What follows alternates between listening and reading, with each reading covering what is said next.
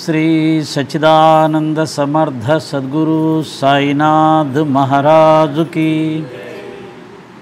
సాయి బంధువులారా, ఆత్మస్వరూపులారా, ప్రేమస్వరూపులారా, శ్రీ సాయి సచ్చరిత్రం 4వ అధ్యాయంలో ఉన్నాం. యోగీశ్వర్ల కర్తవ్యం గురించి తెలుసుకున్నాం. ధర్మాన్ని స్థాపించడానికి భగవంతుడు యుగయుగములో అవతరిస్తూ ఉంటాను. అలాగే కొన్ని సందర్భాల్లో ఆయన ప్రతినిధులుగా యోగులు భూమి మీద అవతరించటం, మానవుల్ని ధర్మ మార్గంలో నడిపించడానికి వారి వంతు కృషి వారు చేస్తూ ఉంటారు అనే విషయాన్ని మనం తెలుసుకున్నాం. అలా వచ్చిన వారిలోనే నివృత్తి, జ్ఞానదేవ్, ముక్తాబాయ్, నామదేవ్, జానాబాయ్, గోరా, గోణాయ్, ఏకనాథుడు, తుకారాం, నరహరి, నర్సిబాయ్, సజన్ కసాయ్, సాంవతమాలి, రామదాసు ఇలాంటి మహాభక్తులు అలాగే అవతరించారు అని చెప్తున్నాడు.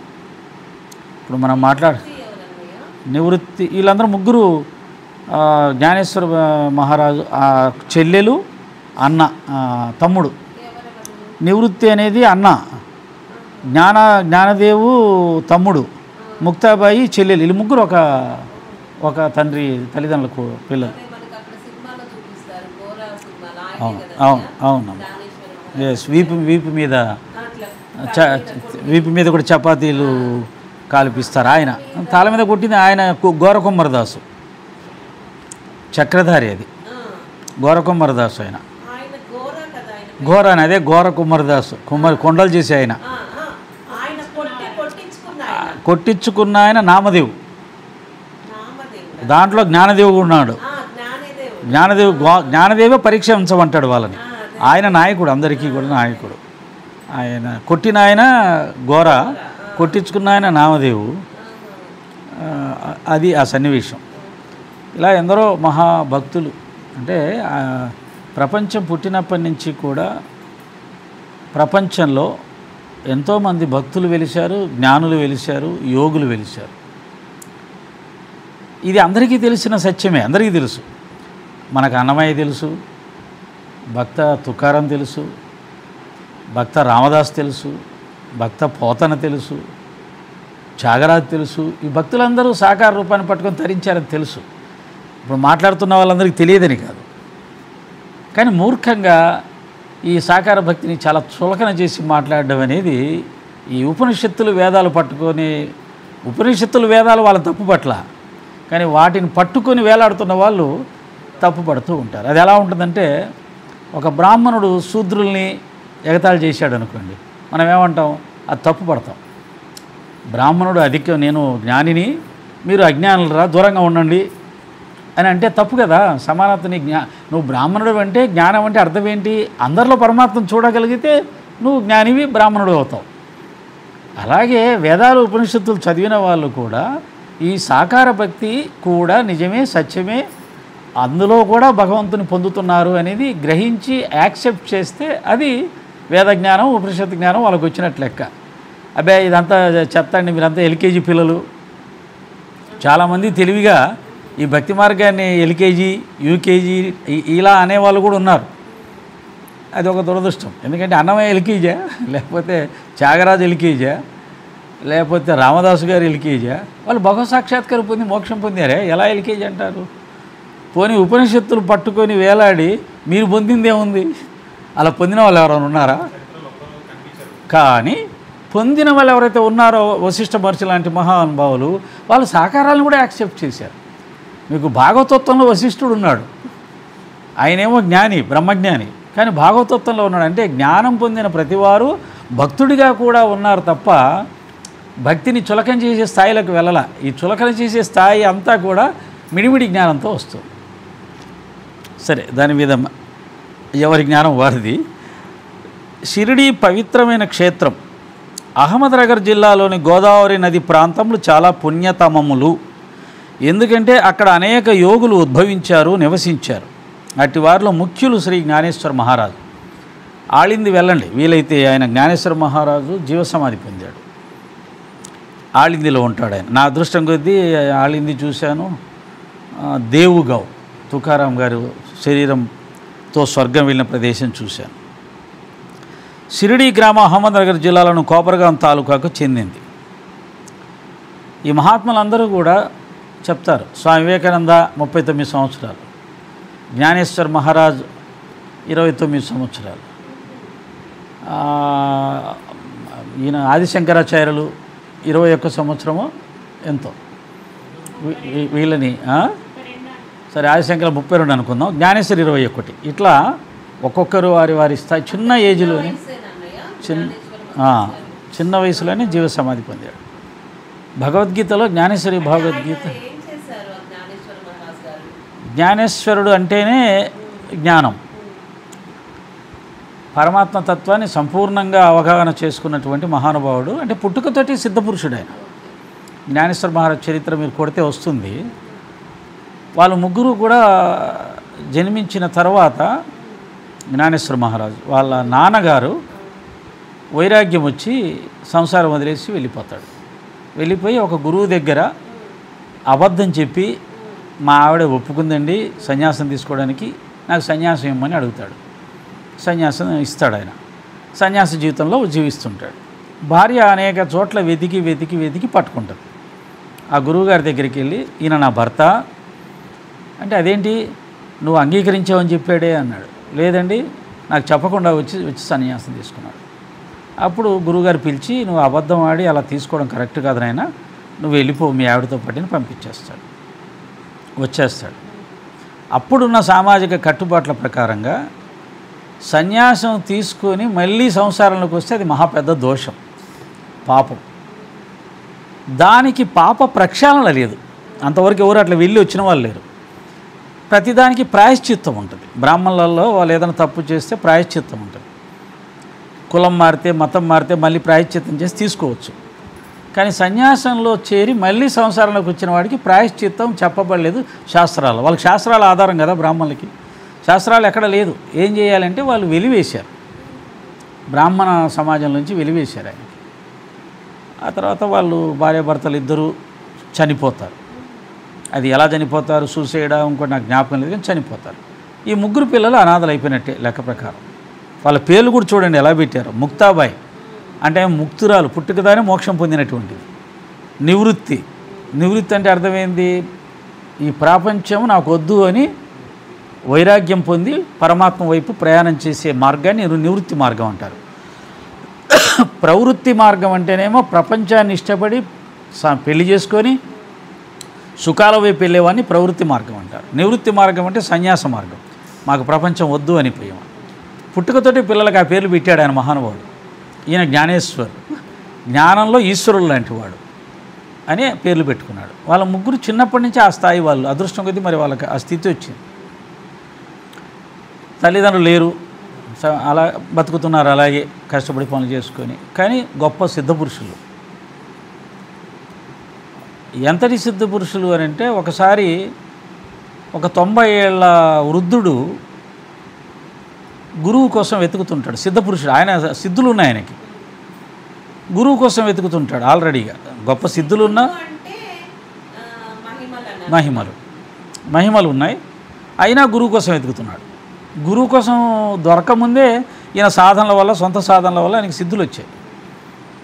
ఒక గురువు దగ్గరికి వెళ్ళి, స్వామి నన్ను స్వీకరించాలంటే, కాదు నీ గురుమాత ముక్తాబాయి అని ఉంది, అక్కడికి వెళ్ళు. ఆమె ఎంత గొప్ప పెద్ద ఆమె అనుకొని పాపం ఆయన ఎత్తుక్కొని ఎత్తుకుంటూ వస్తూ ఉంటాడు. వచ్చేటప్పుడు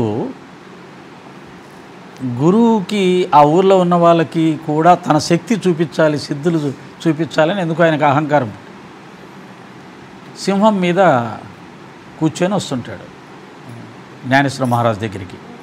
అక్కడ ఉన్నారు వాళ్ళు అని చెప్పింటే వస్తుంటాడు.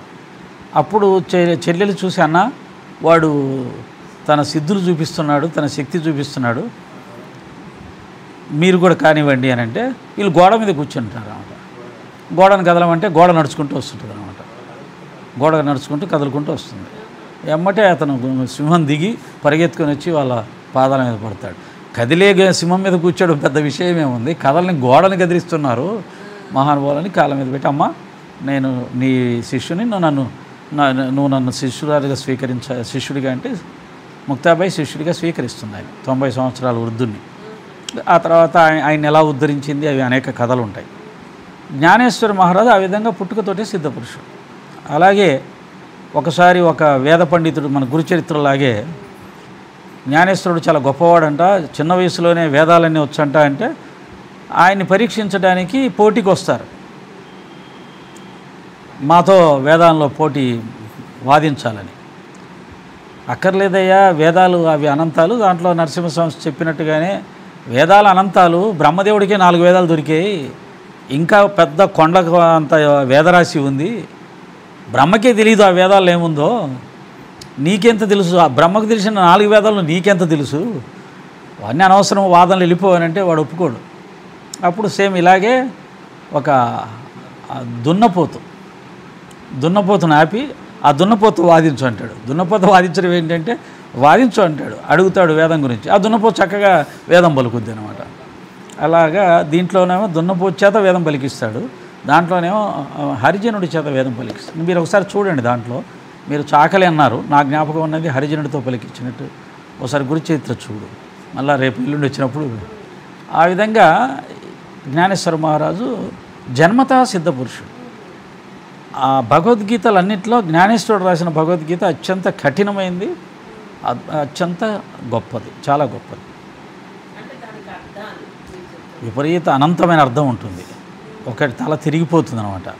అంటే ఒక దానిని ఆయన చెప్పడానికి మన అర్థం కావడానికి ఉపమానం అంటారు కదా మీరు, దాంతో పోలిస్తే టక్కున అర్థమైంది. అటువంటి ఉపమానాలు ఒకదానికి 100 ఇస్తాడు, 100 ఉపమానాలకు వెళ్ళేసరికి మన తలకే తిరిగిపోద్ది అనమాట. అందులో అత్యంత కఠినమైనటువంటి పదాలు, వాటికి ఉపమానాలు. అందుకనే బీవీ దేవ్ నాకు అర్థం చెప్పేటప్పుడు దానికి ఉపమానాలు ఇస్తాడు. మీకు అర్థమయ్యేటట్టుగా చెప్పాలంటే, వేడి అన్నాం అనుకోండి, ఒక 100 రకాల వేడులు చెప్తాడు అనమాట. అది చల్లదనం, 100 రకాల అందరికీ అవి ఎవరిది 1-2 చెప్పమంటే చెప్తాం మనం, కానీ ఒక 100 చెప్పాలి అంటే ఎంత జ్ఞానం ఉండాలి. కాబట్టి భగవద్గీతల్లో జ్ఞానేశ్వరి భగవద్గీత హైయెస్ట్ భగవద్గీత. దాంట్లో కూడా కృష్ణ పరమాత్మ ఈ పదం వాడాడు. అది సత్యమే అయినా దాన్ని ఎవరు పడితే వాళ్ళు వాడడానికి లేదు. ఆయన ఏమన్నాడంటే, మూర్ఖులు, అజ్ఞానులు, మూఢులు నన్ను అనేక రూపాలలో పూజిస్తుంటారు భావించుకుని అంటాడు. అంటే నేను రూపరహితుణ్ణి, అనంతమైన చైతన్య స్వరూపాన్ని, నన్ను అనేక రూపాలతో భావించుకొని పూజిస్తుంటారని వాళ్ళని మూర్ఖులు, అజ్ఞానులు, మూఢులు అని చెప్పి ఆయనే తిట్టాడు అనమాట. అది ఒక స్థాయి. ఆ స్థాయి వాళ్ళు, నేనేమంటా అంటే ఆ స్థాయికి వెళ్ళిన వాళ్ళు చెప్పడం వేరు, మనం మధ్యలో ఉండి పుస్తకాలు చదివేసి మనం కూడా అవే పదాలు వాడితే అది కరెక్ట్ కాదు. బట్ ఆ పదం ఆయన వాడడానికి కారణం ఏంటి? భక్తులు ఎంతోమంది సాకార రూపాన్ని భావించి పూజించుకొని తరించిన వాళ్ళు ఉన్నారు, వాళ్ళని ఆయనే దగ్గరికి చేర్చుకున్నాడు. అయితే ఈ అనంతమైన చైతన్యంతో పోల్చుకున్నప్పుడు సాకార రూపం అనే దాని ద్వారా వచ్చే ఫలితం కానీ, దాన్ని చేసే భావన కానీ చాలా అల్పమైనటువంటిది అని సత్యమేది. కానీ దాన్ని పొందడం, దీన్ని నిరాకారాన్ని భావన చేయడం అనేది అందరికీ సాధ్యం కాదు. కాబట్టి సాకార రూపంలో మనకు ఈయన ఏమాడపంతు దాస్కర్ మహారాజు రాసిన స్థవన మంజలు కూడా అంటాడు, నిరాకారణ భావన చేయడం అందరికీ సాధ్యం కాదు. కాబట్టి సంతులు, మహాత్ములు నిన్ను ఆరాధన చేసి సాకార ఆరాధన సృష్టించారు. వారు నిన్ను సాకార రూపంగా భూమి మీద అవతరించేలా చేశారు అంటారు. సాకారం ఉంటే కానీ, పట్టుకుంటే కానీ అర్థం కానీ మూఢులు ఉంటారు. సాకారం అర్థమయ్యేది ఎవరికి? జ్ఞానం లేని వాళ్ళకి. చూడగానే దేవుడు అంటే ఆ దేవుడు నమస్కారం పెడతారు. నిరాకారాన్ని దేవుడు అనబట్టే అది ఎవరికి అర్థమవుతుంది? కాబట్టి దానికోసం కిందికి దించారు నిన్ను అని అన్నాడు. దాన్ని అంతవరకు మనం తీసుకోవాలి. కానీ మరీ వాళ్ళు డిస్టర్బ్ అయిపోయేటట్టుగా సాకారం అనేది ఎందుకు పనికిరానిది, అది మూఢులు, పశువులు అని చెప్పి అంటే వాళ్ళని అవమానించినట్టుగా అవుతుంది. కాకపోతే దాంట్లో కృష్ణుడు కూడా ఆ పదం వాడాడు. ఆ పదం వాడడానికి ఒక అర్థం, అది అనంతమైనటువంటి దాంతో పోల్చుకున్నప్పుడు నేను ఇంతకుముందు మొన్న చెప్పా ఒకసారి, ఈ భూమి విశ్వంలో ఒక ఆవగింజంతా ఉంది. ఈ ఆవగింజ మీదికి ఒక ఏనుగు వచ్చి నిలబడాలంటే కుదరదు, ఆవగింజ కంటే చిన్నగా వచ్చి నిలబడాలి.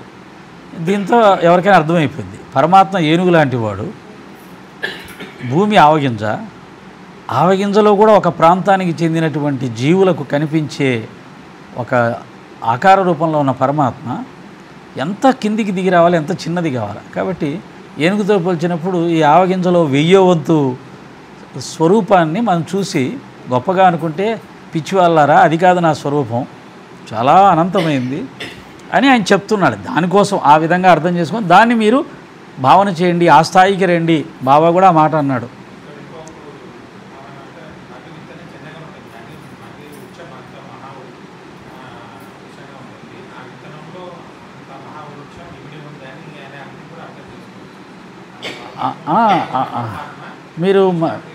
మీరు మర్రి విత్తనాన్ని చూసి మర్రి వృక్షాన్ని చూసిన ఆనందాన్ని పొందగలుగుతారా?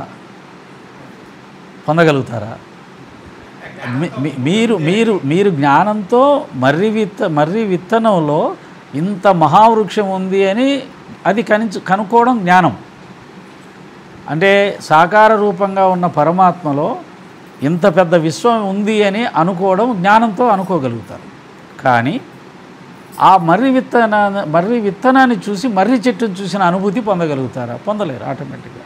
కాబట్టి ఆ ఆనందం ముందు ఈ ఆనందము తక్కువది అని చెప్పడంలో, దానికి చూడవయా అది చూసి ఆనందించు అని చెప్పడానికి ఆయన చెప్తున్నాడు. మీకు అర్జునుడి ఉదంతం కూడా అంతే కదా. రోజు కృష్ణుడితో మాట్లాడుతున్నాడు, ఆయనకేం ఆనందమే, పోవయా, గిచ్చాడు, గిల్లాడు, ఆడుకున్నాడు. విశ్వరూపురాగానే భయపడిపోయాడు. కాబట్టి అసలు పరమాత్మ స్వరూపాన్ని చూడమని పరమాత్మ చెప్తున్నాడు. లేదండి మాకు అది ఇదే చాలు అనుకుంటే నీ ఇష్టం కానీ అంటాడు. ఆయనే చేయగలుగుతాడు, నీ అర్హతను బట్టి రా అంటాడు ఆయన. వైకుంఠంలో లక్షలాది మంది, వేలాది మంది భక్తులు ఉంటారు. ఓకే, సాకార రూపంలో నారాయణ ఆరాధన చేసిన వాళ్ళు వైకుంఠంలో చాలామంది ఉంటారు, కైలాసంలో చాలామంది ఉంటారు. కానీ నిరాకార ఆరాధన చేసిన వాళ్ళు ఎట్లా తెలుసా? విశ్వమంతా వ్యాపించిన చైతన్యంతో సమాన స్థాయిని పొంది ఉంటారు వాళ్ళు. అది వాళ్ళకి మనకు తేడా. కాబట్టి నిరాకార దాంట్లో ఆ స్థాయిని పొందిన వాళ్ళకి జన్మ లేదు, అది ముక్తి. వైకుంఠమైన వాళ్ళు కూడా మళ్ళీ జన్మెత్తాల్సి వస్తుంది. నామదేవుని అలాగే పంపించాడు, పోయిరావయ్యా తుకారాం అవతారం ఎత్తుపో అని చెప్పి. తుకారాం ఎవరంటే నామదేవుడే. అవసరం వచ్చినప్పుడల్లా వైకుంఠంలో మీటింగ్ పెట్టి ఆయన కొద్దిగా కిందికి పోయి రాపోండి, రాబాయ్ బాబు మేము పోలేమండి వైకుంఠాన్ని వదిలిపెట్టి అంటే వాళ్ళు గోల చేస్తే లేదు పోయిరా అని చెప్పి మళ్ళీ పంపిస్తే వాళ్ళు కిందికి వచ్చి నానా గొడవలు పడి, భార్యలతో కొట్లాడి, భర్తలతో కొట్లాడి, ఈ కష్టాలన్నీ పడి మళ్ళీ లాస్ట్లో ఎప్పుడో మోక్షాన్ని పొందారు. కానీ ఒక్కసారి రమణ మహర్షి స్థాయిని పొందితే మళ్ళీ కిందికి వచ్చేది లేదు. అది ఎలా అంటే నది సముద్రంలో కలిసిపోవడం. సముద్రంలో కలిసిపోయినాక నది వెనక్కి రాదు, నువ్వు కనుక్కోలేవు. సముద్రం నుంచి నదిని తీయలేవు వెనక్కి. అదే బావిలో తాడుతోటి బకెట్ దించితే నీళ్ళు బయటకు వస్తాయి, మళ్ళీ ముంచితే మళ్ళీ లోపలికి వెళ్తాయి, మళ్ళీ పైకి వస్తాయి.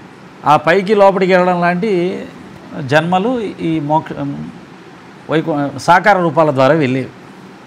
సాకారంలో వైకుంఠంలో కానీ కైలాసంలో కానీ నందీశ్వరుడు ఉన్నాడు, అలాగే వైకుంఠంలో రకరకాల భక్తులు ఉన్నారు, స్వయంగా జయ విజయులే ఉన్నారు. వాళ్ళకు కూడా జన్మలు తప్పలేదే, పొద్దున్న లేస్తే నారాయణ స్వామిని చూసేవాళ్ళు. అంటే ఈ భక్తి మార్గంలో మోక్షం అనేది ఆ స్థాయిలోనే ఉంటుంది నీకు. జ్ఞానం, అందుకనే జ్ఞానం వల్ల మాత్రమే మోక్షం వస్తుంది అంటాడు. మీకు మోక్షం కావాలి అంటే జ్ఞానం.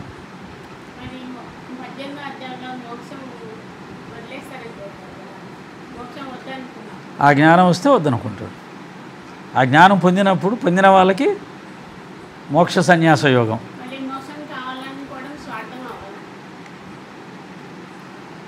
కావాలనుకునే దశలో ఉన్నప్పుడు కావాలనుకోవాలి. నీకు మధ్యాహ్నం అవుతుంది, అన్నం కావాలనుకుంటావా లేదా? భోజనం తిన్నాక కావాలనుకుంటావా? అయిపోయా. దాని అర్థం అదే. మోక్షం మోక్ష స్థితి వస్తుంది. భగవద్గీత చదివితే మోక్ష స్థితి రావాలి, జ్ఞానం అంతా అర్థమైపోవాలి, అర్థమై నేనే ఆత్మనేనే జ్ఞానం రావాలి. ఆ జ్ఞానం వచ్చిన వాడికి మోక్ష సన్యాస యోగం అన్నాడు. అది 100 సార్లు చదివినా కానీ నీకు ఆ స్థితి రాలేదనుకో, చదువుతూ ఉంటానే తప్పదు. ఇంకా చదువుకుంటూ దాన్ని అర్థం చేసుకునే ప్రయత్నం చేయాల్సిందే. అదే ఇందాక నీకు అర్థమైపోలే. నీకు మోక్షం రానప్పుడు కావాలనుకొని తీరాల్సిందే. మోక్షం వచ్చిన తర్వాత అందే అన్న ఆకలేటప్పుడు అన్నం కావాల్సి వచ్చినప్పుడు అన్నం కావాలనుకుంటే, ఆకలేటప్పుడు అన్నం కావాలంటే తప్ప అంటే, ఆకలేటప్పుడు అన్నం కావాలని అంటాం, తప్పులేదు. అన్నం తిన్న తర్వాత అన్నం కావాలంటావా అంటున్నా నేను. అన్నం తిన్న తర్వాత, కడుపు నిండిన తర్వాత కూడా భోజనం కావాలంటావా అంటావా? భోజనం చేసిన తర్వాత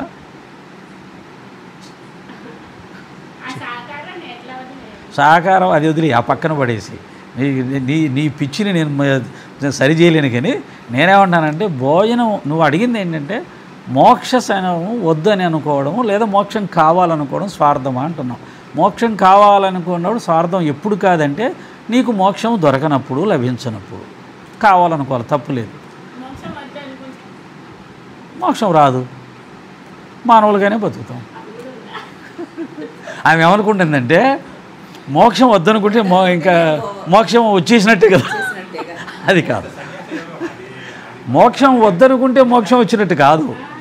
మోక్షం స్థితిని పొందిన తర్వాత మోక్షం వద్దనే స్థితి ఆటోమేటిక్గా వచ్చేస్తుంది. భోజనం చేసిన తర్వాత భోజనం వద్దనే స్థితి ఆటోమేటిక్గా వస్తుంది. ఆకలి తీరిపోయిన తర్వాత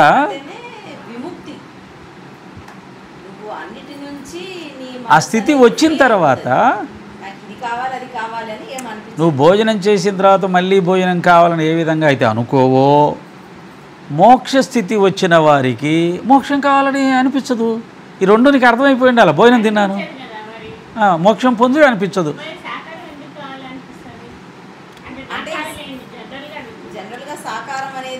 సాకారం ఎందుకు కావాలనిపించడం కాదు, సాకారం మాత్రమే అర్థం చేసుకునే స్థాయిలో ఉన్నవారికి సాకారం, నిరాకారాన్ని అర్థం చేసుకునే స్థాయి ఉన్న వాళ్ళకి నిరాకారం. డైరెక్ట్గా ఒకేసారి నిరాకారాన్ని అర్థం చేసుకోలేరు కాబట్టి సాకార ఆరాధన చేసుకుంటూ భగవతత్వాన్ని తెలుసుకుంటూ విచారించుకుంటూ నిరాకారం స్థాయి అర్థం చేసుకునే స్థాయికి రమ్మని చెప్తున్నారు శాస్త్రాలు. ఈ స్టెప్స్ నుంచి ఆ స్టెప్కి వెళ్ళమంటున్నాడు. లేదు మేము అర్హత లేని వాళ్ళు చాలామంది, కొంతమంది ఏంటంటే ప్రేమతోటి ఈ సాకార రూపంలో ప్రేమ ఒకటి పడుతుంది. ఆ ప్రేమతోటి సాకారాన్ని ప్రేమిస్తూ ఉండిపోయి ఇంకా భక్తులుగానే ఉండిపోతారు. సినిమాలో రామదాసు గారు ఏమంటే అక్కడ చెక్క భజనలు ఉంటాయా, కోలాటాలు ఉంటాయా, అవేం ఉండవు కదా, నాకెందుకు నీ మోక్షం. మరి వాళ్ళు దాన్నే కోరుకుంటున్నారు. అప్పుడు ఆయన ఏం చేస్తాడు, సరే అక్కడికి పోయి అవి చాడుకుందుకు కానీ పద అని చెప్పేసి అంటాడు. వారి అర్హతల్ని బట్టి అవి స్థిరపడతాయి, అవి నీకు లభిస్తాయి. సాకార రూపాన్ని ప్రేమిస్తూ పోతే వైకుంఠం వస్తుంది, కైలాసం వస్తుంది. అక్కడ ఈ లోకంలో ఉండే బాధలు ఉండవు, ఇక్కడ ఉండే ఆకలి దప్పికలు ఉండవు, ఇక్కడ ఉండే మోహాలు బంధాలు ఉండవు, దుఃఖం ఉండదు. జస్ట్ లైక్ మోక్షస్థితి ఉంటుంది. ఆడ ఏమి ఉండనప్పుడు ఏముంది, ఇక బాధ లేదు, అంత ఆనందమే. తిరుపతికి వెళ్తే అంత ఆనందమే కదా, షిరిడీకి వెళ్తే అంత ఆనందమే కదా. అలాంటి ఒక స్థితి ఆ లోకంలో ఉంటుంది. కానీ ఈ స్థితికి ఆ స్థితికి తేడా అంటే అక్కడ మళ్ళీ అందరూ ఉంటారు, చక్కగా వాళ్ళతో మాట్లాడుకుంటుంటారు, భక్తులందరూ కలిసి నారాయణ స్వామి ఎప్పుడు వస్తాడని చూస్తుంటారు. ఆయన అప్పుడప్పుడు వచ్చి పోతూ ఉంటాడు. ఆయన మళ్ళీ పని మీద వెళ్ళిపోవచ్చు, మళ్ళీ వీళ్ళు మాట్లాడుకుంటూ ఉంటారు. ఇది ఒక స్థితి. ఈ లోకాలు అన్నిటికంటే అంటే స్వర్గలోకం కంటే కూడా ఉన్నతమైన స్థితి వైకుంఠాలు, కైలాసాలు. నిరాకార చైతన్యంలో కలిసిపోవడం అనేది వైకుంఠం కంటే కూడా, కైలాసం కంటే కూడా ఉన్నత స్థితి అని స్వయంగా బాబా గారు చెప్పారు. 3 లోకాలు ఉన్నాయా బాబా అని శ్యామ అడిగాడు. ఉన్నాయి అని అన్నాడు. నాకు చూపించావంటే తీసుకెళ్ళి చూపించాడు. తెచ్చిన తర్వాత మళ్ళీ ఏం చెప్పాడంటే, మనం దానికంటే ఉన్నతమైన దాన్ని కోరుకోవాలి శ్యామ అంటాడనమాట. అది ఆ స్థాయిలో రమణ మహర్షి బాబా గారి స్థాయిలో వాళ్ళు అనే మాట అది. ఎందుకంటే దీనికంటే గొప్పది ఏమంటాం మనం, కెనడా వెళ్ళి ఆస్ట్రేలియా చూసి అబ్బా ఇండియా ఎందుకు పనికొస్తుంది సార్, ఆ రోడ్లు అవన్నీ చూస్తే ఆస్ట్రేలియా కెనడా అంటే అమెరికా వాడు చూసినాడు, నీ ముఖం అమెరికా చూడరా తెలుస్తుంది, అమెరికా ముందు ఇవన్నీ ఏం పనికి వస్తాయంటాడు. అవునా అంటాడు. అమెరికా చూసిన వాడు ఆ మాట చెప్తాడు. ఆ విధంగా నిరాకార చైతన్యం దాని గొప్పతనం తెలిసినా ఆయన చెప్తాడు. కింద ఉన్న చంద్రకళ అంటాను నాలంటాడు, పట్టుకుంటే మరి గొప్పదాన్ని పట్టుకోవాలి కదా. కానీ నిరాకారాన్ని ఎట్లా వదిలిపెడతామబ్బా, ఇది కదా సమస్య. అందరికి వచ్చిన సమస్య ఏంటంటే మనందరం కూడా సాకార భక్తిలో ప్రేమలతో ఆరాధించి ఆ భావనలు ఆ స్థాయిలో ఉన్నాం. కానీ దీనికంటే అది గొప్పదంటున్నారు కదా. అలా అనకుండా ఉంటే బాగుండబ్బా, హాయిగా దీన్నే పట్టుకుని ఏదో వెళ్ళిపోతాం కదా. కానీ గొప్పదంటున్నారు. మరి గొప్పదన్నప్పుడు దాన్ని పట్టుకున్నామంటే ఇప్పటిదాకా దీంతో పెట్టుకున్న ఈ బంధాన్ని ఎలా వదిలిపెట్టాలి? ఇది సమస్య. ఇది సమస్యగా మనం భావించకూడదు. ఫస్ట్ ఏం చేయాలంటే ఈ సాకారాన్ని పట్టుకోవడం పూర్తిగా పట్టుకొని కనీసం వైకుంఠం కైలాసం వెళ్ళి అర్హత సంపాదించుకుంటే నెక్స్ట్ స్టెప్ అది వేరే. అది అక్కడికి పోయి ఆలోచిద్దాం. ఇక్కడే ఉండి అన్నీ ఆలోచించుకుంటూ కూర్చోకూడదు. నేనేమంటానంటే సాకారాన్ని కూడా సార్థకం చేసుకొని ఆ రూపాన్ని సాక్షాత్కరించుకోవడానికే 100 జన్మలు పడతాయి. అది పరిస్థితి. ఎందుకంటే సాకారం ఏమి అల్లాటప్పగా వద్దేనా, అది కాదు. సాకారాన్ని పట్టుకునేసరికి 100 జన్మలు పడతాయి. ఇంకా నిరాకారం గొప్పదన్నారని దాని గురించి ఆలోచన చేయాల్సిన అవసరమే లేదు. సాకారాన్ని ముందు సాక్షాత్కరించుకో. మన కళ్ళ ఎదురుగా సాకారం కనపడాలి. మనం ఎప్పుడు పిలిస్తే అప్పుడు ఆయన పరిగెత్తుకొని రావాలి, మనతో మాట్లాడాలి, సక్కుబాయిలాగా ఆడుకోవాలి. అలాంటి స్థాయి మనం సంపాదించుకుంటే అది నెక్స్ట్ పీజీ అయిపోయాక పిహెచ్డి గురించి ఆలోచించాలి. మనం 10th కూడా ఫెయిల్ అవుతూ కూర్చొని పిహెచ్డి గొప్పదా సార్, అయితే పిహెచ్డిని ఎట్లా పట్టుకోవాలి? కాబట్టి అది కాదు, అలా వద్దు. సాకార రూపంతో ఖచ్చితంగా సాక్షాత్కారం పొందిన తర్వాత అడగవలసిన విషయం ఏంటంటే నిరాకారం. ఇప్పుడు అడగకూడదు, తప్పది. ఈ ఎక్కువ తక్కువలన్నీ కూడా జస్ట్ మనం తెలుసుకోవడానికే తప్ప డైరెక్ట్గా వెళ్ళిపోయి దానికి ఏమైనా పొందగలుగుతామంటే దానికి షార్ట్కట్ లేదు. దానికి షార్ట్కట్ లేదు. ఖచ్చితంగా సాకారం నుంచి పోవాల్సిందే.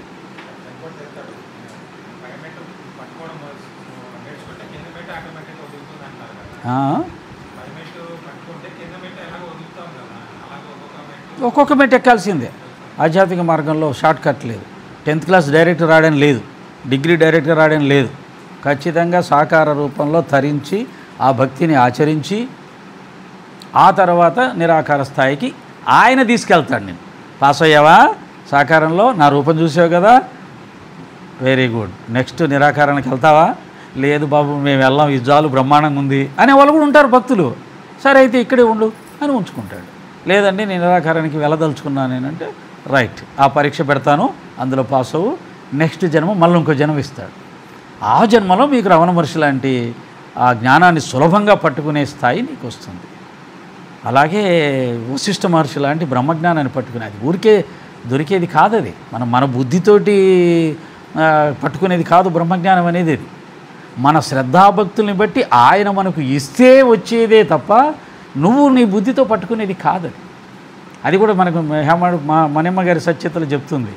సూర్యుడు తనకు తానుగా వచ్చి దర్శనమిస్తే నువ్వు దర్శించాల్సిందే, కానీ 1000 దివిటీలు తీసుకెళ్ళి సూర్యుడిని చూస్తానంటే నువ్వు చూడలేవు అంటాడు. దీన్నే అర్హత అంటారన్నమాట.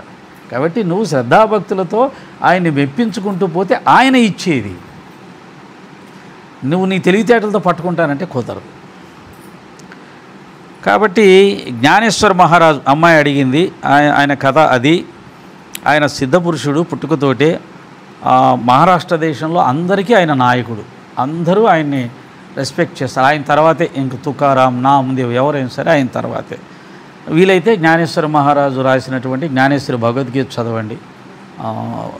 కొంత మెదడుకి చాలా మేత దొరుకుతుంది. చాలా చాలా చాలా విషయాలు తెలుస్తాయి. నా దగ్గర ఉంది, చదువుతాం అనుకున్న వాళ్ళు చదవచ్చు.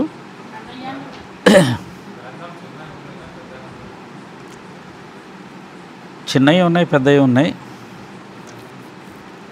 కృష్ణ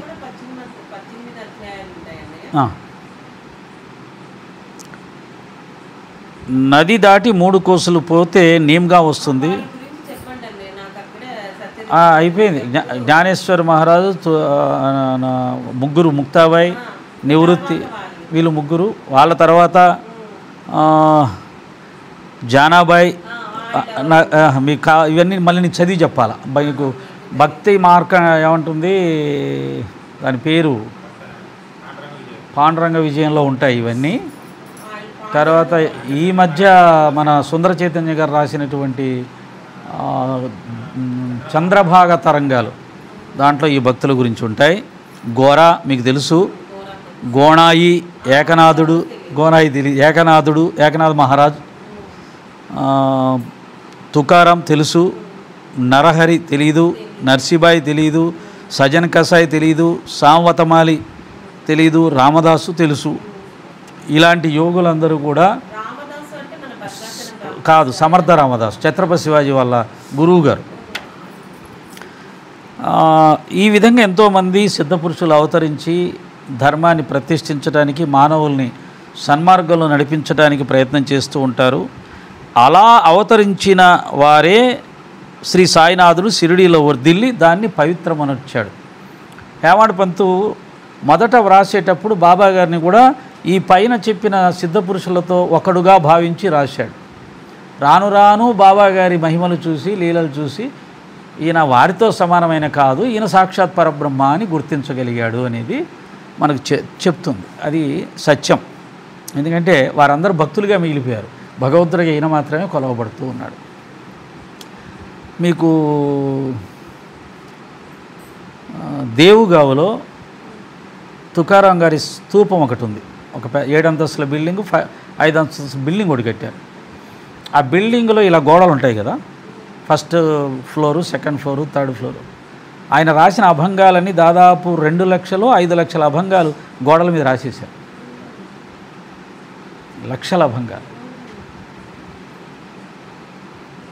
తుకారాం జీవిత అద్భుతంగా ఉంటుంది. సాయినాథుడు అంతటి వారు కూడా హారతి ఇచ్చేటప్పుడు ఆరతి తుకారామ అనగానే, ఆరతి జ్ఞానరాజ అనగానే లేచి నిలబడి 2 చేతులు పెట్టి నమస్కరించేవాడు.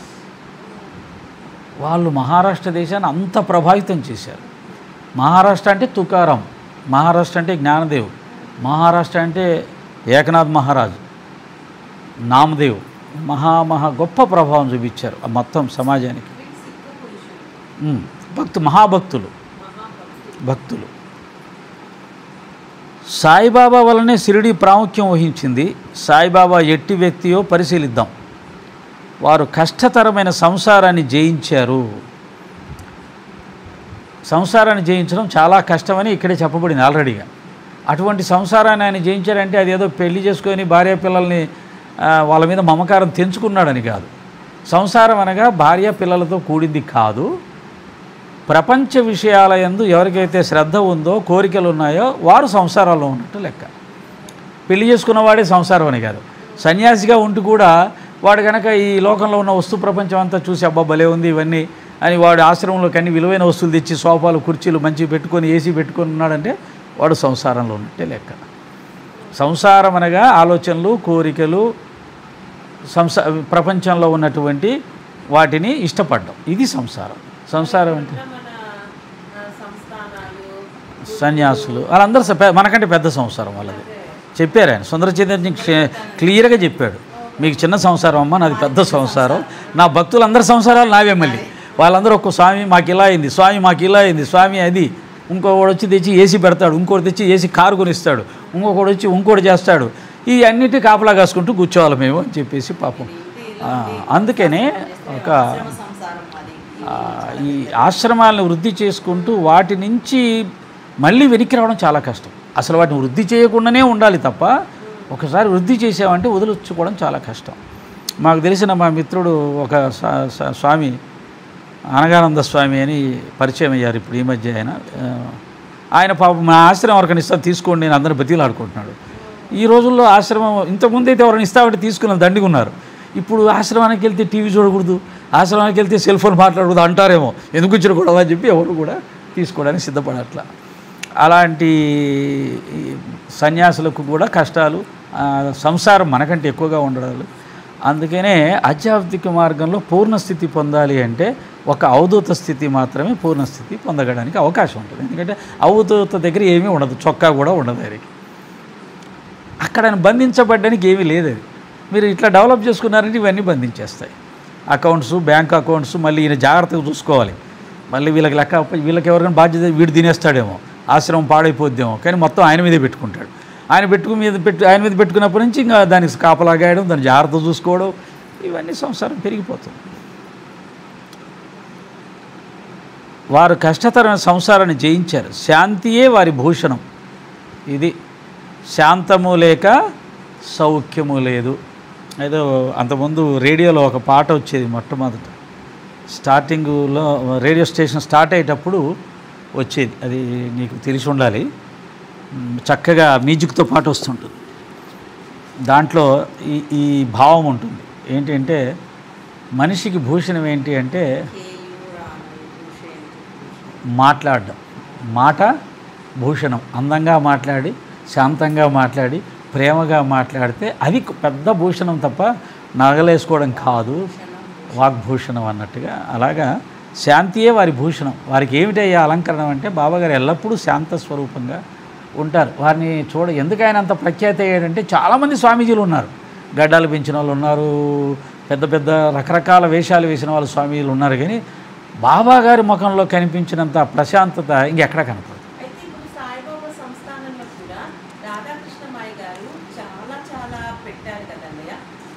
బాబా వాటిని పట్టించుకోలేదు.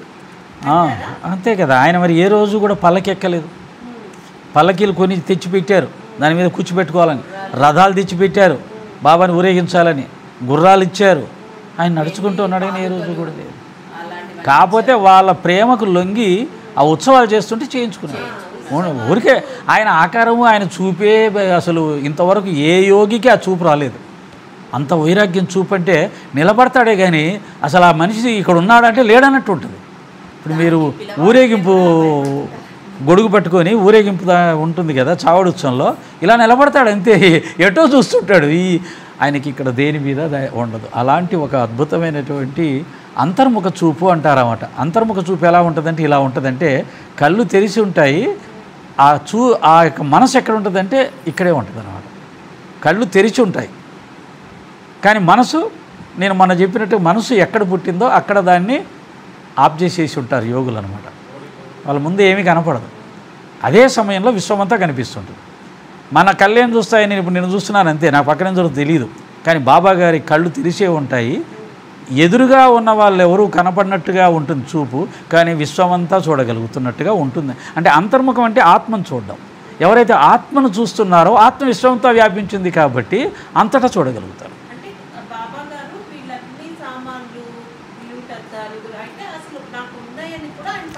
అసలు చాలా గొడవ చేశాడు. రాధామాయి రాధాకృష్ణమాయి మసీదుని అలంకరించిన ప్రతిసారి పీకి గందరగోళంగా చేసేవాడు ఆయన.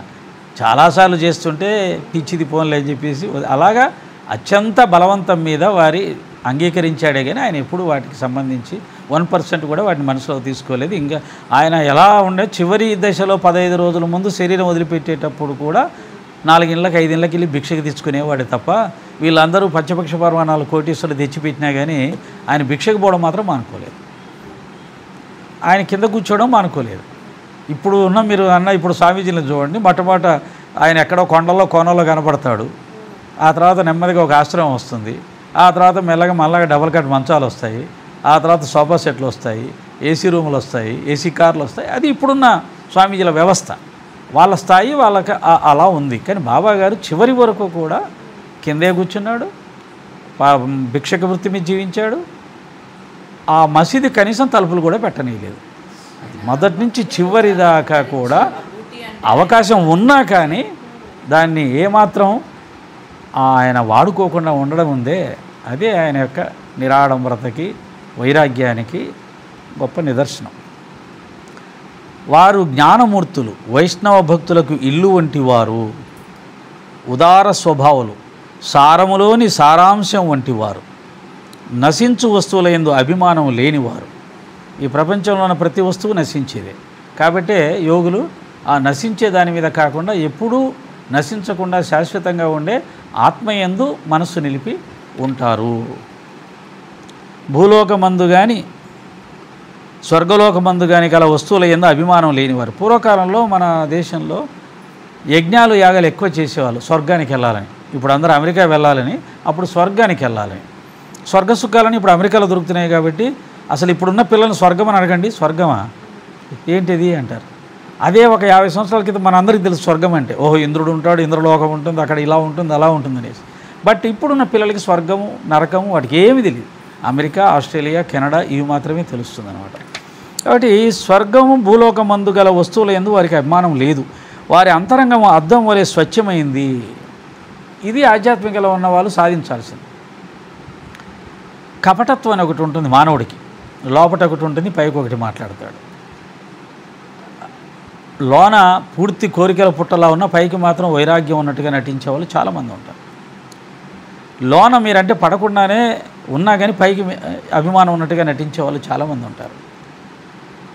ఇది ఆధ్యాత్మికంలో ఉండకూడదు. స్పష్టంగా మనోవాక్కాయ కర్మలు ఒకే రకంగా ఉండాలి. మనసులో ఏదైతే ఉందో అదే నువ్వు మాట్లాడాలి, ఏదైతే మాట్లాడావో అదే చెయ్యాలి. చాలామంది లోపట ఒకటి ఉంటుంది, మాట ఒకటి ఉంటుంది, చేత ఒకటి ఉంటుంది. సాధారణమైన మనుషుల లక్షణాలు, లౌక్యం అంటారు దాన్ని. అది పనికిరాదు. ఆధ్యాత్మికంలో స్పష్టంగా అరిస్తే అరువు, కొడితే కొట్టు, తిడితే తిట్టు. అమ్మో ఈయన తిడితే మళ్ళీ రేపు నా దగ్గర రాకుండా పోతారేమో, వెళ్ళిపోతారేమో, లేదా నన్ను చెడని ప్రచారం చేస్తారేమో అని మంచిగా మాట్లాడే వాళ్ళు చాలామంది ఉంటారు. అది లౌక్యం అంటారు. అలా ఏం లేదు, అలా ఉండొద్దు. నీ కోపం వస్తే అరిసేయి. నువ్వు అర్థమైపోతావు వాళ్ళకి, ఓహో కోపం వచ్చిందని. లోన కోపం పెట్టుకొని పైకి ప్రేమ నటించి నువ్వు ఎలా అర్థమవుతావు? కాబట్టి బాబాగారు అంతరంగం అద్దం వలె ఉండేది, అలా ఉండాలి. వారి వాక్కుల నుండి అమృతం స్రవిస్తూ ఉండేది. దాని అర్థం ఏంటంటే ఎప్పుడూ కూడా మంచి మాటలు మాట్లాడేవారు, ఇతరుల మేలు కోరి మంచి విషయాలే చెప్పేవారు తప్ప అనవసరమైన మాట ఒక్కటి కూడా ఉండేది కాదు. గాంధీ మాత్రం అంటాడు, ఈ 40 సంవత్సరాల్లో నేను ఒక్క అసత్యం కూడా మాట్లాడలేదంటాడు. 40 years. అందుకని ఆయన సత్య మహాత్ముడు అనిపించుకోవాలంటే అంత సులభం కాదు. అంటే భయం చేత కానీ, లేదా అవసరానికి కానీ, లేదా నష్టం వస్తుందని కానీ మనం 100కి 50-60 అబద్ధాలు ఆడకుండా జీవితం నడవలేని పరిస్థితి అలా ఉంటుంది మానవ జీవనం. కొంతమందికి అలవాటు అయిపోయి ఉంటుంది అది. కొంతమంది భయం చేత అవసరం కొద్దీ రకరకాలుగా అబద్ధాలు ఆడుతుంటారు. అవి చిన్న చిన్నగా ఏముందిలేండి, ఇది తప్పేముంది, మనం ఏమైనా వాళ్ళని ఏమైనా దోచుకుంటున్నామా అనేసి వాడేస్తారు. అలాంటి మనస్తత్వం ఉన్న వాళ్ళు కూడా దీంట్లో ముందుకు వెళ్ళే అవకాశం లేదు. కాబట్టి గొప్పవారు బీదవారు వారికి సమానమే. గొప్పవారిని పేదవారిని సమానంగా చూడడం కూడా ఆధ్యాత్మికంలో నేర్చుకోవాలి. సాధారణంగా డబ్బున్న వాళ్ళని రెస్పెక్ట్ చేయడం, ఒక పేదవాడు వస్తే, చినిగిన బట్టలు వేసుకున్నవాడు వస్తే, ఒక పిచ్చివాడు వస్తే మామూలుగా మానవ సహజంగా దూరంగా ఉండు అనడం అనేది మనకు సహజం. బాబా గారి దగ్గర అవి కుదరవు. ఒకవేళ పిచ్చివాడు వచ్చినా సరే అతన్ని కూడా రెస్పెక్ట్ చేసి మాట్లాడడం వస్తే మనం బాబా భక్తులం అవుతాం. అందుకని కుక్క వచ్చిందనుకోండి, అరే పరా, రే వెళ్ళు, ఒరే అంటున్నావంటే నువ్వు అదేదో నీ బిడ్డనో నువ్వు ఎవరినో పిలుస్తున్నట్టు. అలాంటి ఒక చేంజింగ్ రావాలి. కుక్క వచ్చినా సరే చాయ్ అన్నావా, అది కుక్క అని నువ్వు చులకన భావంతో చూస్తున్నావు. అది బాబా భక్తిలో కుదరదు. ఎందుకు కుదరదంటే బాబా స్వయంగా చూపించాడు, కుక్క పిల్లిలో నేనే ఉన్నాను. అలా కుక్కను నిర్లక్ష్యం చేసిన ఉపాసని బాబాని ఆయన దండించాడు. నేను వస్తే కొట్టావు కదా అంటాడు. కుక్కని చెయ్యి అన్నంత వరకు చెయ్యనంత వరకు నువ్వు బాబా తత్వాన్ని సరిగ్గా అర్థం చేసుకోలేదు అనేది చాలా లోతైన భావం. ఎంత కష్టం. మనకు సహజంగా కుక్కలన్నా కొంత బాగోలేని వాళ్ళన్నా చులకనగా ఉంటుంది, వాళ్ళని దూరంగా పెట్టాలని ఉంటుంది. అది బాబా దగ్గర కుదరదు.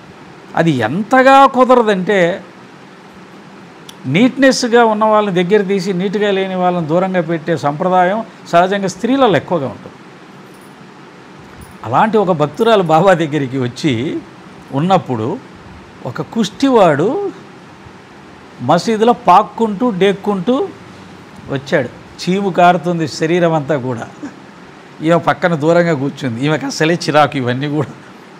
మనలాంటి ఆమె పాపం. ఆయన ఎప్పుడు వెళ్ళిపోతాడా అని చూస్తూ ఉంది.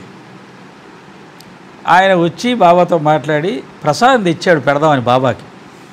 నా చెయ్యి ఇట్లుంది, నేను ఇట్లున్నాను, పెడితే ఆయన తింటాడు, ఏమనుకుంటాడు, ఇంతమంది భక్తులు ఉన్నారని మొహమాట పడేసి వెళ్ళిపోతాడు. బాబాకి పెట్టాడేమో జ్ఞాపకం లేదు. వెళ్ళిపోతే ఆయనకి పెట్టాక ఆయన బాబాకి పెట్టి ఇంకా మిగతా వాళ్ళకి పెట్టకుండా వెళ్ళిపోతాడు. వెళ్ళిపోయిన తర్వాత ఈమె అమ్మయ్యా నన్ను వదిలిపెట్టాడు, వీడు నాకు పెట్టుంటే ప్రసాదం చచ్చిపోయేదాన్ని అనేసి అనుకుంది. అంతర్యామి కదా, ఆయన మళ్ళీ పిలవండి అన్నాడు. పిలిచి వచ్చిన తర్వాత ఆమెకు ప్రసాదం పెట్టు అన్నాడు. ఆవిడ చచ్చిపోయింది ఆమె పాపం తీసుకుని. అంటే అలా మనని విపరీతంగా పరీక్షలు గురి చేస్తాడు. ఎవరిలో అయితే ఏ గుణమైతే పనికిరాదో ఆధ్యాత్మికానికి వారిని ఆ విషయంలో దండించి కిందికి దించి సత్యాన్ని చూపించాలని ప్రయత్నం చేశాడు. అది ఆయన కాబట్టి, బాబా గారు కాబట్టి వాళ్ళు భరించి సహించి ఊరుకున్నారు. అదే పని మహాత్మా గాంధీ చేస్తే ఆయన భార్య నానా తిట్లు తిట్టింది ఆయన. ఆ రోజుల్లో ఆ పని చేసినప్పుడు ఈ దరిద్రుడి పనికిమాలిన ముండా కొడుకుని పెళ్లి చేసుకోవడం వల్ల నా జీవితం ఇట్లా తయారైంది అనేసి భర్తని మనసులో తిట్టకుండా ఆయన రాసుకున్నాడు. ఆమె నన్ను ఇలా తిట్టుకునేది అని. అయినా కానీ ఆయన ఆ పనులు చేయించేవాడు. మొన్న ఎవరో ఈ మధ్య ఒక గొప్ప పెద్ద వ్యక్తి అడిగాడు, సాయి సభ్యుడే, ఎందుకు గురుగారు అలా చేశాడు, ఆయనంటే ఆచరించవచ్చు, ఆమెను ఎందుకు అలా చేశాడు అంటే ఎవరైనా సరే ఏమంటారు, నేను తరిస్తే నువ్వు కూడా తరించాలి కదా, ఆ తరించడానికి అడ్డంకి ఏమి ఉన్నాయో అడ్డుగోడలు కూలగొట్టడమే గురువులు చేసే పని. కాబట్టి ఇక్కడ భర్త ప్లేస్లో ఉంటాడు కాబట్టి భార్యకి నచ్చదు, కొట్లాడుతుంది, తిడుతుంది, అరుస్తుంది, అలుగుతుంది, లేకపోతే వదిలేసిపోద్ది. అదే శిష్యుడు ఉన్నాడు అనుకోండి చచ్చినట్టుగా పడతాడు. గురువుగారు నేర్పిస్తున్నారు కాబట్టి. యాక్చువల్గా అలాంటి ఇప్పుడు అందుకనే ఆడవాళ్ళకి గురువుని ఎందుకు పెట్టలేదంటే, అమ్మ నువ్వు గురువుని పట్టుకొని పోయావు అనుకో సమాజం అస్తవ్యస్తమైంది. ఒక స్త్రీ గురువు దగ్గరికి వెళ్ళిపోతే గురువు పురుషుడు అనుకోండి, ఈ సమాజం ఒప్పుకోదుగా. కాబట్టి ఏం చేశారు, నువ్వు గురువు లేడమ్మా, నీ భర్తే నీ గురువు అనుకో, ఆయన దగ్గర నీ అహంకారాన్ని చంపుకో. ఏమండి నా భర్త మంచోడుగా దుర్మార్గుడు, ఆయన ఎట్లా గురువు అనుకోవాలండి? అలా ఇప్పుడు సమస్య, పెద్ద సమస్య ఉంది. మా సాయి బంధువులు చాలామంది ఉన్నారు. నెల్లూరులో ఇలాగే నేను సత్సంగం చెప్తే మా మిత్రుడు, సత్సంగ మిత్రుడే అన్నాడు, వాళ్ళు ఎమ్మటే అన్నారు స్పాట్లో లేడీస్, మీరు భలే చెప్తున్నారు సాయిదాస్ గారు, ఇప్పుడున్న మొగుళ్ళని చూస్తే నేను కాళ్ళకి నమస్కారం పెట్టాలి పొద్దున్నే భర్తకి, ఆ విధంగా చేసిన స్త్రీనే మోక్షానికి అర్హత వస్తుంది ఆధ్యాత్మికంలో అంటే మీరు భలే చెప్తారు. మా మొగుళ్ళని చూస్తే, కొంతమంది మొగుళ్ళని చూస్తే వాళ్ళ కాళ్ళ మీద సీసం పోయాలనిపిస్తుంది, మీరు నమస్కారం పెట్టమంటారేంటి అన్నారు. అంటే నాకు ఆశ్చర్యం వేసింది, ఇలా కూడా ఉంటారా ఆధ్యాత్మికంలో ఉన్నవాళ్ళు? అంటే వాళ్ళకి ఇంతకాలం ఆధ్యాత్మికం బోధనలు చేసిన వాళ్ళు, సత్యత చెప్పిన వాళ్ళు కూడా దాన్ని యాక్సెప్ట్ చేశారు. వాళ్ళ మగవాళ్ళు వాళ్ళు కూడా అలాగే అన్నారు. మీరు భలే చెప్తారు సాయిదాస్ గారు. యదవాళ్ళు ఉన్నారు కొంతమంది ఈ మధ్య బాబా గారి భక్తులు, బాబా పేరు చెప్తే చాలామంది మన మార్గంలోకి వస్తారు అనేసి క్షుద్ర ఉపాసన చేసేవాళ్ళు కూడా బాబా భక్తుడిగా వేషం వేసుకొని బాబా తత్వం చెబుతూ వీళ్ళందరినీ ఆకర్షించిన వాళ్ళు ఉన్నారు కొంతమంది. వాళ్ళు చెప్పింది ఇవన్నీ, మాంసాహారం తినొచ్చు, మద్యపానం చేయొచ్చు అని. వీళ్ళు పాపం అమాయకంగా బాబా పేరుతో ఉన్నాడు కాబట్టి, బాబా భక్తుడిగానే ఉన్నాడు కాబట్టి పర్వాలేదు, బాబా కూడా తిన్నాడు కదా, నిజమేనేమో. ఇంకోటి ఏంటంటే మనుషులకి, భక్తులకి నువ్వు ఏమీ మానుకోవాల్సిన అవసరం లేదంటే ఆయన మంచి గురువు. ఇప్పుడు అంతే కదా, నువ్వు అది మానుకో ఇది మానుకోండి, భలే మన వల్ల కాదండి అవన్నీ మానుకోవడం అని గురువును మానుకుంటాం తప్ప మానుకోవడం కుదరదు. అందుకని ఏం చెప్పాలి, ఇప్పుడున్న లేటెస్ట్ ఆధునిక గురువులు ఏం చేస్తారు, నువ్వేమన్నా తిను, ఏమన్నా తాగు, పర్వాలేదు, నేను చెప్పిన సాధన చేసుకో, వెరీ గుడ్, ఇది మనకు పనికి వస్తుంది. ఎందుకని మనం తినవద్దు అనట్లేదు, చేసే మానవద్దు అనట్లేదు. ఒకప్పుడు రజనీష్ అనే ఒక పెద్ద ఫేమస్ గురువు, ఆయన బాంబే సినిమా యాక్టర్లు అందరూ ఆయన శిష్యులే. కోట్ల, ఆ రోజుల్లోనే 600 కోట్ల విలువైన ఆశ్రమాలు స్థాపించాడు ఆయన. గొప్ప ధ్యానయోగి ఆయన, గొప్ప సిద్ధపురుషుడే. కానీ ఈ జనాలను అట్రాక్ట్ చేయాలి అనే ఒక కోరిక పుట్టింది మనసులో. జనాలను అట్రాక్ట్ చేయాలి అంటే వాళ్ళకు నచ్చింది చెప్పాలి తప్ప మనకు నచ్చింది చెప్తే వాడు రాడు. కనుక్కున్నాడు ఆయన జీవిత చరిత్ర చదివితే లాస్ట్లో ఒక మాట రాశాడు, నేను తెలుసుకున్న సత్యాన్ని సత్యంగా చెప్పినప్పుడు నా దగ్గరికి ఒక్కడూ రాలేదు, నేను అన్ని అసత్యాలు చెప్పినప్పుడు మొత్తం నా దగ్గరికి వచ్చింది ప్రపంచం అంతా. కాబట్టి ప్రపంచాన్ని ఆకర్షించాలి, ప్రపంచాన్ని జయించాలి. ఒక అలెగ్జాండరే కాదు, ఈ ఆధ్యాత్మిక మార్గంలో కూడా ప్రపంచం మొత్తం చేత నేను గురువుని అనిపించుకోవాలనే భ్రమలు కూడా వస్తాయి. కొంతమందికి ఊర్లో ఉన్న అందరి చేత గురువు అనిపించుకోవాలని వస్తుంది, కొంతమందికి రాష్ట్రంలో ఒక పెద్ద స్వామిని అనిపించుకోవాలంటుంది, కొంతమంది దేశంలో గొప్ప స్వామిని అనిపించుకోవాలంటుంది. ఆ భ్రమలు వచ్చినప్పుడు అనిపించుకోవాలంటే నేను ప్రజలందరినీ ఆకర్షించాలంటే దానికి కొన్ని ట్రిక్కులు చేయాల్సిందే. ఊరికి అవధూతలా కూర్చుంటే ఎవరు రారు, అవధూతల దగ్గరికి ఎవరు రారు, ఎవరో ఒక 1 or 2% ఆ విలువ తెలిసిన వాళ్ళు వస్తారు. అంతేగాని ఈ ట్రిక్కులు ప్రదర్శించిన వాళ్ళ దగ్గరికి వస్తారు. ఆ ట్రిక్కుల్లో కూడా మీరు తాగొచ్చు, తినొచ్చు, మీ భోగాలని మీరు హ్యాపీగా చేయొచ్చు. నేను చెప్పిన సాధన చేయండి చాలు, మోక్షం వచ్చేస్తుందండి. అబ్బా మానుకోవాల్సింది ఏమీ లేదు, ఇక్కడ ఏ కష్టం లేదు. చాలామంది మన హిందూ మతం నుంచి వేరే మతంలోకి ఎందుకు వెళ్తున్నారు తెలుసా?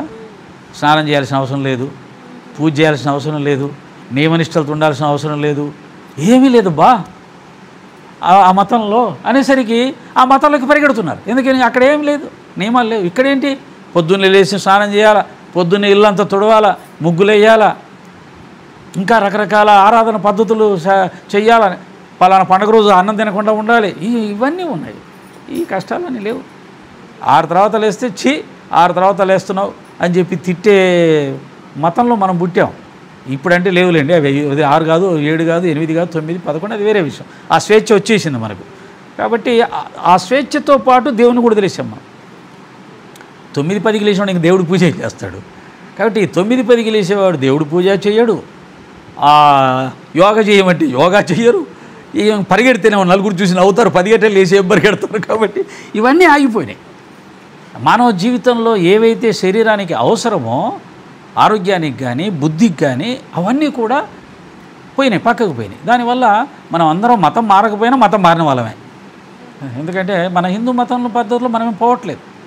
కాబట్టి వేరే మతాల్లోకి వెళ్ళడంలో సౌలభ్యం ఏంటంటే, ఆ మతంలోకి వెళ్తే నియమనిష్టలు అక్కర్లేదు, శుచి శుభ్రం అక్కర్లేదు, స్నానం చేసే పూజ చేయాలనేది లేదు, ఇల్లంతా శుభ్రం పెట్టుకోవాలని లేదు, ముగ్గులు వేయాలని లేదు, ఇలా అనేకమైనవి ఉంటాయి. ఇంకా చెప్పాలంటే చాలా ఉంటాయి. అవేమి లేవు కాబట్టి మతాలు మారుతున్నారు. సరే, ఇప్పుడు మతం మారకుండా కొద్దిగా నిలబడిందంటే కారణం ఏంటంటే ఎప్పుడు లేచినా ఎవరు అడగట్లేదు, స్నానం చేసి పూజ చేయాల్సిన అవసరం ఏం లేదు. కాబట్టి అందుకనే ఈయన వచ్చాడు. ఇప్పుడు హిందూ మతాన్ని కాపాడడానికి ఈయన వచ్చాడు. ఆయన కూడా ఏం చెప్పాడు, నా దగ్గర కూడా మీరు ఏమీ స్నానం చేసి పూజ చేయాలని నియమం ఏం లేదు, మీరు శుభ్రంగా ఉండాలని నియమం ఏమీ లేదు, కాబట్టి మిమ్మల్ని మనసు పవిత్రంగా ఉంటే చాలు, మిమ్మల్ని బ్లెస్ చేస్తాను. అలా అనేసరికి ఇప్పుడు మనము సంతోషంగా ధైర్యంగా బాబాగారి పూజలో చాలామంది పొద్దున్నే స్నానం లేకుండా హారతి చేసుకుంటారు. అదే ఇచ్చాడు, పర్మిషన్ ఇచ్చాడు ఆయన. నువ్వు షిరిడీలో కూడా 4 గంటల హారతి అంటే స్నానం చేసి వచ్చేది ఏం లేదు, అలాగే వచ్చేసేసి హారతి చేసుకునేవాళ్ళు, ఆయన పూజించుకునేవాళ్ళు.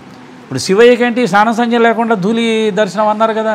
కాబట్టి ఆ విధంగా ఫ్లెక్సిబిలిటీ కావాలి. బాబాగారు వచ్చి ఆ ఫ్లెక్సిబిలిటీ ఇచ్చాడు హిందూ మతానికి కూడా. మీ స్నాన సంధ్యలు శుచి శుభ్రం నాకు సంబంధం లేదన్నాడు. ఇప్పుడు ధైర్యంగా అందరూ బాబా ఆరాధన చేసుకొని ఆయన అనుగ్రహం పొందుతూ మతం మారాల్సిన అవసరం లేదు.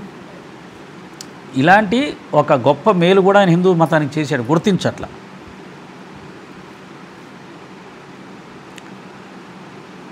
అందరికీ వారు ప్రభు, అందరితో కలిసిమెలిసి ఉండేవారు, ఆటలు గాంచినవారు, ఆటలాడేవాడు, పాటలను వినుచుండేవాడు, కానీ సమాధి స్థితి నుంచి మరలువారు కాదు. అంటే 2 పనులు చేయగలిగిన సామర్థ్యం భగవంతుడికి ఉంటుంది, ఒక్క పని మాత్రమే చేయగలిగిన సామర్థ్యం సిద్ధపురుషులకు ఉంటుంది. అంటే అవధూతలకి, యోగులకి, మహాభక్తులకి వీళ్ళకు ఉండే స్థితి ఏంటంటే వీళ్ళు ఎప్పుడు కూడా భగవంతుని భావనలో, భగవంతునిలో లీనమైపోయి ఉంటారు. తమను తాము మర్చిపోయి భగవద్ధ్యానంలో అలా ఉంటారు. వీళ్ళు ఇంకేం పని చేయలేరు, ప్రాపంచిక వ్యవహారాలు చేయలేరు. ఇప్పుడు అవధూతున్నాడు, అలాగ ఉంటాడు ఆయన. అంటే పని అయిపోయినట్టే కదా. ఓ భక్తుడు ఉన్నాడు, భగవంతుని గురించి పాటలు పాడుతూ ఈయనేం పని చేస్తాడు, ఇంకా పూజ చేస్తున్నాడు, ఇంకేం పని చేస్తాడు, ఏం చేయలేడు. కాబట్టి భక్తుడు, యోగి, సిద్ధపురుషుడు, అవధూతలు వీళ్ళందరూ కూడా నిరంతరం భగవంతుని ధ్యానంలో ఉండి ఆనందించాలని చూస్తారు, లౌకిక వ్యవహారాలు చేయలేరు. పూర్ణ భక్తుడు, పూర్ణ జ్ఞాని, పూర్ణ అవధూత, పూర్ణ యోగి ఏ పని చేయలేరు. పూర్ణత్వం అంటే ఒక దాంట్లో నిండిపోయారు వాళ్ళు, ఇంకా చేయలేరు. కానీ భగవంతుడు మాత్రం పూర్ణ స్థితిలో తాను ఉంటూనే లౌకిక వ్యవహారాలు కూడా చేయగలుగుతాడు. ఇది మనకు గురుచరిత్రలో స్వయంగా దత్తాత్రేయ స్వామి చెప్పాడు. అవధూతలు ఎల్లప్పుడూ కూడా నా యందు మనసు నిలిపి ఉండడానికి ఇష్టపడతారు, వాళ్ళు ఏ పని చేయలేరు. నేను నాలో ఉంటూనే ప్రపంచ వ్యవహారాలన్నీ నడిపిస్తాను. అది ఇక్కడ బాబా దగ్గర మనకు కనబడుతుంది. ఆటలాడతాడు, పాటలు పాడతాడు, మాట్లాడతాడు, డ్యాన్స్ చేస్తాడు, కానీ లోపల మాత్రం ఆ సహజ స్థితి, ఆ యొక్క నిశ్చల స్థితి, ఆ పరబ్రహ్మ స్థితి చెక్కు చెదరకుండా ఉంటుంది. అది పరమాత్మ. అక్కడ ఆయన దత్తాత్రేయ స్వామి అని చెప్పడానికి మనకు మా సాయి భక్తులు చాలామంది బాబా దత్తుడు ఎలా అవుతాడు, పెద్ద పెద్ద వాళ్ళు. ఒక పెద్ద ఆయన అడిగాడు, ఆయన బాబా మీద ఒక పెద్ద గ్రంథం కూడా రాశాడు, యథాతథం, సచ్చరిత్రని యథాతథం రాశాడు, మీకు తెలుసు, పేరు చెప్పను. ఆయన కూడా అడిగాడు ఏమాట, సార్ సచ్చరిత్రలో హేమడ పంతులు రాసిన సచ్చరిత్రలో బాబాని దత్తాత్రేయ స్వరూపం ఎక్కడుంది సార్, ఎందుకు దత్తాత్రేయ స్వామి అని అంటున్నారు అంటే, ఇవన్నీ విపరీతమైన పోకడలు. ఆయన దత్తాత్రేయుడు అంటే మనకు వచ్చే నష్టం ఏంటి, మనం చెప్పారు కదా, ఆయన దత్తాత్రేయుడు అంటే మనకు వచ్చే నష్టం ఏంటి, ఇది విచిత్రమైనటువంటి బుద్ధి అనమాట. ఆయన రాముడు అంటే వచ్చే నష్టం ఏంటి, అయితే సమానం, లేకపోతే ఆయన కంటే ఎక్కువగా ఉన్నటువంటి దాంతో పోల్చడమే, అయితే సమానం బాబాతో. రాముడేమి బాబా కంటే తక్కువ అని ఎవరైనా అంటారా, లేకపోతే దత్తాత్రేయుడు బాబా కంటే తక్కువ అంటారా, లేదా ఆయన వేరు కూడా కాదు కదా, స్పష్టంగా ఉన్నది ఒకటే పరమాత్మ అనేది కూడా తెలుసు కదా. కానీ వేరే దైవంతో పోల్చగానే ఎలా అవుతాడు సార్ అనే ఒక అజ్ఞాన స్థితులు కూడా వస్తూ ఉంటాయి. ప్రపంచంతా మేలుకొన్నప్పుడు వారు యోగ నిద్ర ఎందు ఉండేవారు, లోకము నిద్రించినప్పుడు వారు మెలకువతో ఉండేవారు. ఇది మనం చెప్పాం. మనం ఇష్టపడేదాన్ని ఆయన ఇష్టపడ్డాం. మనం లోకాన్ని ఇష్టపడతాం, లోకంలో ఉన్న వస్తువులను ఇష్టపడతాం, లోకం ఉన్న వ్యవహారాలను ఇష్టపడతాం, ఆయన వాటిని ఇష్టపడ్డాం. వారి అంతరంగం లోతైన సముద్రం వలె ప్రశాంతం. సముద్రం పైన అలకలోలంగా ఉంటుంది, లోపట నిశ్చలంగా ఉంటుంది. ఆయనది కూడా ఆ విధంగా. పైకి చూస్తే పిచ్చేలా కనబడతాడు, రాళ్ళు వేస్తాడు, రప్పలేస్తాడు, ఇటుకలేస్తాడు, తిడతాడు, అరుస్తాడు, లోపట నిశ్చలంగా ఉంటుంది. ఈ రెండు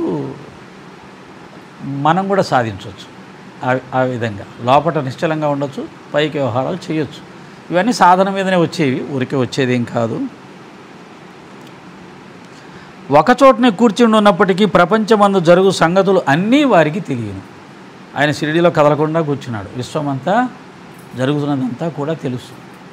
అందుకనే నిన్న చెప్పినట్టు, మనం చెప్పినట్టుగానే సాకార రూపాలన్నీ సత్యమే అనడానికి సాయినాథులే సాక్ష్యం. ఒక సాకార రూపం సాయినాథుని పేరుతో షిరిడీలో కదలకుండా ఉండి విశ్వమంతా ఉన్నదాన్ని గ్రహించగలుగుతుంది, విశ్వమంతా వ్యాపించి అన్ని దర్శించగలుగుతుంది, విశ్వమంతా ఉన్న తన భక్తుల్ని రక్షించగలుగుతుంది. షిరిడీలో ఆకారం ఉంది. అలాగే వైకుంఠంలో ఉన్నటువంటి నారాయణుడు, కైలాసంలో ఉన్న శివుడు కూడా ఆకారంతో వారు అక్కడ ఉన్న విశ్వమంతా ఉన్నారని అనుకోవడానికి ఇబ్బంది ఉంది. శివుడు సత్యం కాడు, విష్ణు సత్యం కాదు, బాబా మాదిరి సత్యం, ఇవన్నీ కాస్త విచారిస్తే తెలిసే సత్యాలు. మన వాళ్ళకి అవకాశం ఇస్తే శివునికి, విష్ణునికి, బాబాకి, యేసుక్రీస్తుకి, అల్లాకి గొడవ పెట్టేస్తారు. సార్ మీరిద్దరు అందరూ యుద్ధం చేసి మాకు నిరూపించాలి మీరు ఎవరో గొప్ప, ఎందుకంటే మేమంతా సపరేట్ అంటున్నాం. నిజానికి సపరేట్ అంటున్నాంగా అనుకున్న వాళ్ళందరూ వాళ్ళు కనుక దర్శనమిస్తే వీళ్ళు గొడవ పెట్టేస్తారు. అదృష్టం కొద్దీ వాళ్ళు ఎవరు కనపడట్లేదు వీళ్ళకి. అది విషయం. ఒకటే సత్యం ఏంటంటే అన్ని మతాల వాళ్ళకి దీని ద్వారా కూడా చెప్తున్నాను, అందరూ ఒకటే, అందరినీ ఒకే పరమాత్మ సృష్టించాడు. ఆయన నారాయణ, శంకరుడా, యెహోవానా, అల్లానా కావచ్చు, కానీ ఒకే పరమాత్మ సృష్టించాడు. నేను మా పిల్లలకి చెప్పేవాడిని ఈ జ్ఞానం మా స్టూడెంట్స్కి. వాళ్ళందరూ కూడా చాలామంది స్టూడెంట్స్లో ఎక్కువ క్రిస్టియన్స్, ముస్లిమ్స్ ఉండేవాళ్ళు. వాళ్ళందరికీ వాళ్ళు ఫాస్టర్లు లేదా ఇతరులు నూరిపోసింది ఏంటంటే ఈయనే దేవుడు, ఇంకెవరు దేవుడు కాదు సార్, ఆయనది ఇంకే ఎట్లా సార్, అందరూ ఎట్లా ఒకటే అవుతారు సార్ అని. ఒకే దేవుడు ఎలా సృష్టించాడు సార్ అందరినీ, మీరు ఎలా చెప్తారు అంటే, ఒరే నిజానికి యేసుక్రీస్తు మాత్రమే దేవుడు అనుకుందాం. అప్పుడు యేసుక్రీస్తు ప్రభు ఏం చేస్తాడంటే, నన్ను పూజించే వాళ్ళకు మాత్రమే గాలి నీరు లభించుగాగా, మిగతా వాళ్ళందరికీ గాలి నీరు లభించకూడదు. అప్పుడు ఏం చేస్తాం, సచ్చినట్టుగా అన్ని మతాల వాళ్ళు ఒరే క్రిస్టియన్స్ మాత్రం నీళ్ళు దొరుకుతున్నాయి, గాలి దొరుకుతుంది, మనందరం పరిగెడదాం చెప్పేసి ప్రభు మమ్మల్ని కూడా మీ మతంలో చేర్చుకొని అంటాం. అలా జరగట్లేదు కదా. ఆ విధంగానే నారాయణుడు ఒక్కడే దేవుడైతే నా హిందువులకు మాత్రమే గాలి నీరు లభించుగా కానీ కంట్రోల్ చేసేసేవాడు, పెట్టేసేవాడు. ఆయన అలా చేయలేదు కదా. కాబట్టి అన్ని మతాల వారికి లేదా అసలు దేవుడే లేడు అన్న నాస్తికుడికి కూడా సమానంగా పంచభూతాలు ఉపయోగపడుతున్నాయి. దాన్ని బట్టి అర్థమైపోట్లా దేవుడు ఒక్కడే చెప్పేసి దానికి కూడా లాజిక్ మాట్లాడతారు మా పిల్లలు. వాళ్ళకి చెప్పి పెట్టారు, ఒరే ఇలా అంటారు, ఆయన సమయం ఇచ్చి చూస్తాడు, మీకు కొంత సమయము, అందుకనే ఆయన మీరు ఇంకా ఆ గాలి నీరు మీకు దొరుకుతున్నాయి సార్, ఆ సమయంలో మీరు మారకపోతే మాత్రం మీరు అంతా నరకానికి పోతారని చెప్తుంటారు. అది ఈ హిందువు ఏమంటాడు, మా నారాయణ కూడా అదే సమయం ఇచ్చాడు మీకు. కాబట్టి ఇదంతా ఉటిదే, ట్రాష్, కప్పిపుచ్చుకోవడానికి దానికి సంబంధించిన జ్ఞానం సంపూర్ణంగా లేకపోవడం వల్ల, లేదా మనది మనం సమర్థించుకోవడం తప్ప భగవంతుడు ఒక్కడే, ఆయన ఏ పేరుతో పిలిచినా కానీ ఆయనే అందరినీ సృష్టించాడు, అందుకే అందరికీ సమానంగా ఇచ్చాడు. వారి దర్బారు ఘనమైంది, నిత్యం వందల కొలది కథలు చెప్పినప్పటికీ మౌనం తప్పేవారు కాదు. ఇలా మాట్లాడుతూనే ఉండేవాడు. అలా ఎలా రాశాడు ఏమాడు పంతు, నిత్యము మాట్లాడుతున్నా మౌనం తప్పలేదంట. ఏమాడు పంతు బాబా హృదయం లోపలికి వెళ్ళి చూశాడు.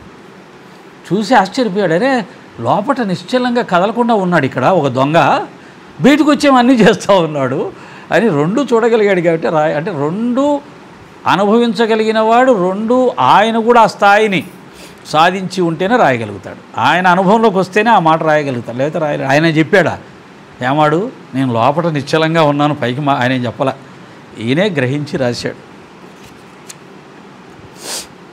ఎట్లా కృష్ణుడిని అస్కలిత బ్రహ్మచారి అన్నట్టుగానే 8 మంది భార్యలు, మళ్ళీ కొడుకు కూడా ఉన్నాడు కృష్ణుడికి, బ్రహ్మచారి.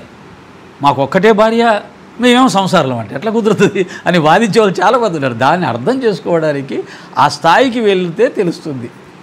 దాని అర్థం ఏంటంటే, అర్థం కావడం చెప్తున్నాను, తనకు తానుగా భార్యని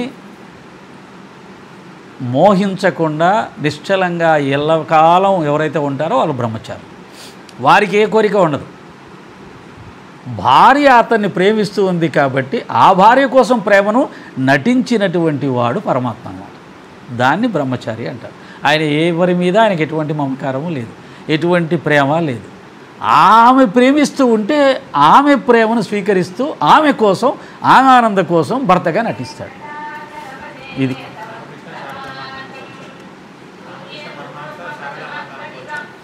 అసలు రామకృష్ణ పరమహంస ఆమె కోసం కూడా నటించాలి. ఆయన భక్తుడు, ఈయన భగవంతుడు.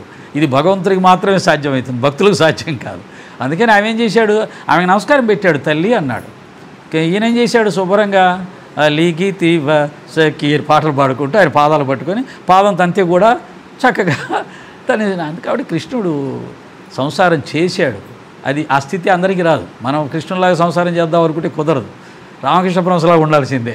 భార్యకు కూడా పాదాలకు నమస్కారం పెట్టి పాద పూజ చేసేవాడు ఆయన. కాబట్టి వారి దర్బారు ఘనమైంది. నిత్యం వందల కొలది కథలు చెప్పినప్పటికీ మౌనం తప్పేవారు కాదు. ఎల్లప్పుడూ మసీదు గోడకు ఆనుకొని నిల్చుకుని ఉండేవారు. లేదా ఉదయం, మధ్యాహ్నం, సాయంత్రం లెండి తోట వైపు కానీ చావడ వైపు కానీ పచారు చేస్తూ ఉండేవారు. ఎల్లప్పుడూ ఆత్మధ్యానమందే మునిగి ఉండేవారు. సిద్ధపురుషుడు అయినప్పటికీ సాధకుని వలె నటించేవారు. ఇది విషయం. ఆయన పరమాత్మ అయినా సిద్ధపురుషుడైనా ఒక సాధకుడు ఎలా ఉండాలో అలా నటించాడు. సాధకుడు ఎలా ఉండాలంటే స్త్రీలకు దూరంగా ఉండాలి. అందుకనే రాధాకృష్ణమయం మాత్రమే రాకుండా ఎందుకు చేశాడో తెలుసా? మరి అదే లక్ష్మీబాయి సింధు ఎప్పుడు పడితే అప్పుడు వచ్చేది. రాత్రిళ్ళు కూడా రావడానికి ఆమె పర్మిషన్ ఉంది. రాధాకృష్ణమయం వద్దన్నాడు. కారణం ఆమె అత్యంత సౌందర్యవతి, లోకం చెడ్డది. కాబట్టి ఆమెకి చెడ్డ పేరు రాకూడదు. ఆయనకి చెడ్డ పేరు ఆయన లెక్క డోంట్ కేర్. ఆయన అగ్నిగుండం. బట్ ఆమెకి కూడా రాకూడదు కదా.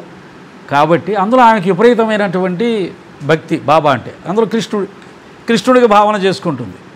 కాబట్టి ఆమె మీద నువ్వు ఎప్పుడు కూడా మసీదుకు నా ముందు కళ్ళబడద్దని చెప్పాడు. అనవసరంగా కోపాన్ని నటించి శిక్ష విధించాడు లోకం కోసం. అంటే ఒక సిద్ధపురుషుడు, ఓ సాధకుడు స్త్రీలకు దూరంగా ఉండాలి అనేదాన్ని మనకు నేర్పించాడు ఆయన. అలాగే ధనాన్ని ముట్టొద్దు. సాయంత్రానికి పనిచేసి ఎంటీ హ్యాండ్స్, రెండింటి దూరం పెట్టమన్నాడు. ఈ రెండు లేని సన్యాసులు చూపించండి. ఇప్పుడు 1000 కోట్లు ఉన్నవాళ్ళే తప్ప రెండు లేకపోతే అవధూతే. ఇంకా అందుకని ఇందాక చెప్పింది, అవధూత స్థితి మాత్రమే ఆధ్యాత్మికంలో పూర్ణస్థితి.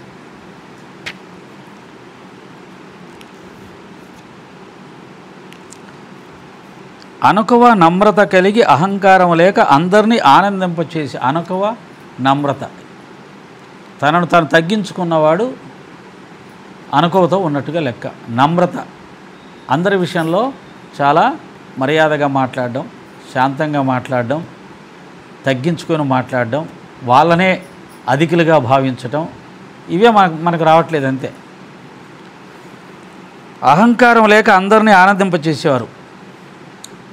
అహంకారం లేని చోట ఆనందం ఉంటుంది. అది సంసారం కానీ సన్యాసం కానీ ఎక్కడైనా సరే. నేను అనే అహంకారం లేకుండా ఉంటే అక్కడ ఆనందమే ఉంటుంది. అహము తొలగితే ఆనందమురా, అన్నిటి మిన్న అనురాగం రా అని తుకారం కూడా అదే చెప్పాడు. అహం తొలగాలి. అహంలో నుంచి వచ్చేవే చీచా అనేవన్నీ కూడా. అహంలో నుంచి వచ్చేవి అది నాకు నచ్చదు, ఇది నాకు నచ్చదు అనేది. అహంలో నుంచి వచ్చేదే పోల్చుకోవడం ఇతరులతోటి. అన్నిటికీ అహమే. అహం అంటే నేను అనుకుని పోయిందనుకోండి, చెప్పడానికి ఏముండదు విషయం. నీ నోటి నుంచి నీకు చెప్పడానికి ఏమీ ఉండదు అహం పోతే. అహం ఉన్నంతవరకే నాకు అది ఇష్టం, నాకు ఇది ఇష్టం, అదేంటి ఇదేంటి ఇవన్నీ. అహమే లేదనుకోండి, నేనే లేదనుకోండి, ఇంకేముంది? సైలెన్స్. అందుకనే రమణ మహర్షి మహానుభావుడు ఎప్పుడు ఆ విధంగా మౌనంగా ఉన్నాడంటే ఆయనకు అహం లేదు. ఎవరైనా వచ్చి మాట్లాడితే మాట్లాడతాడంతే. ఆయనకి ఇష్టాలు లేవు.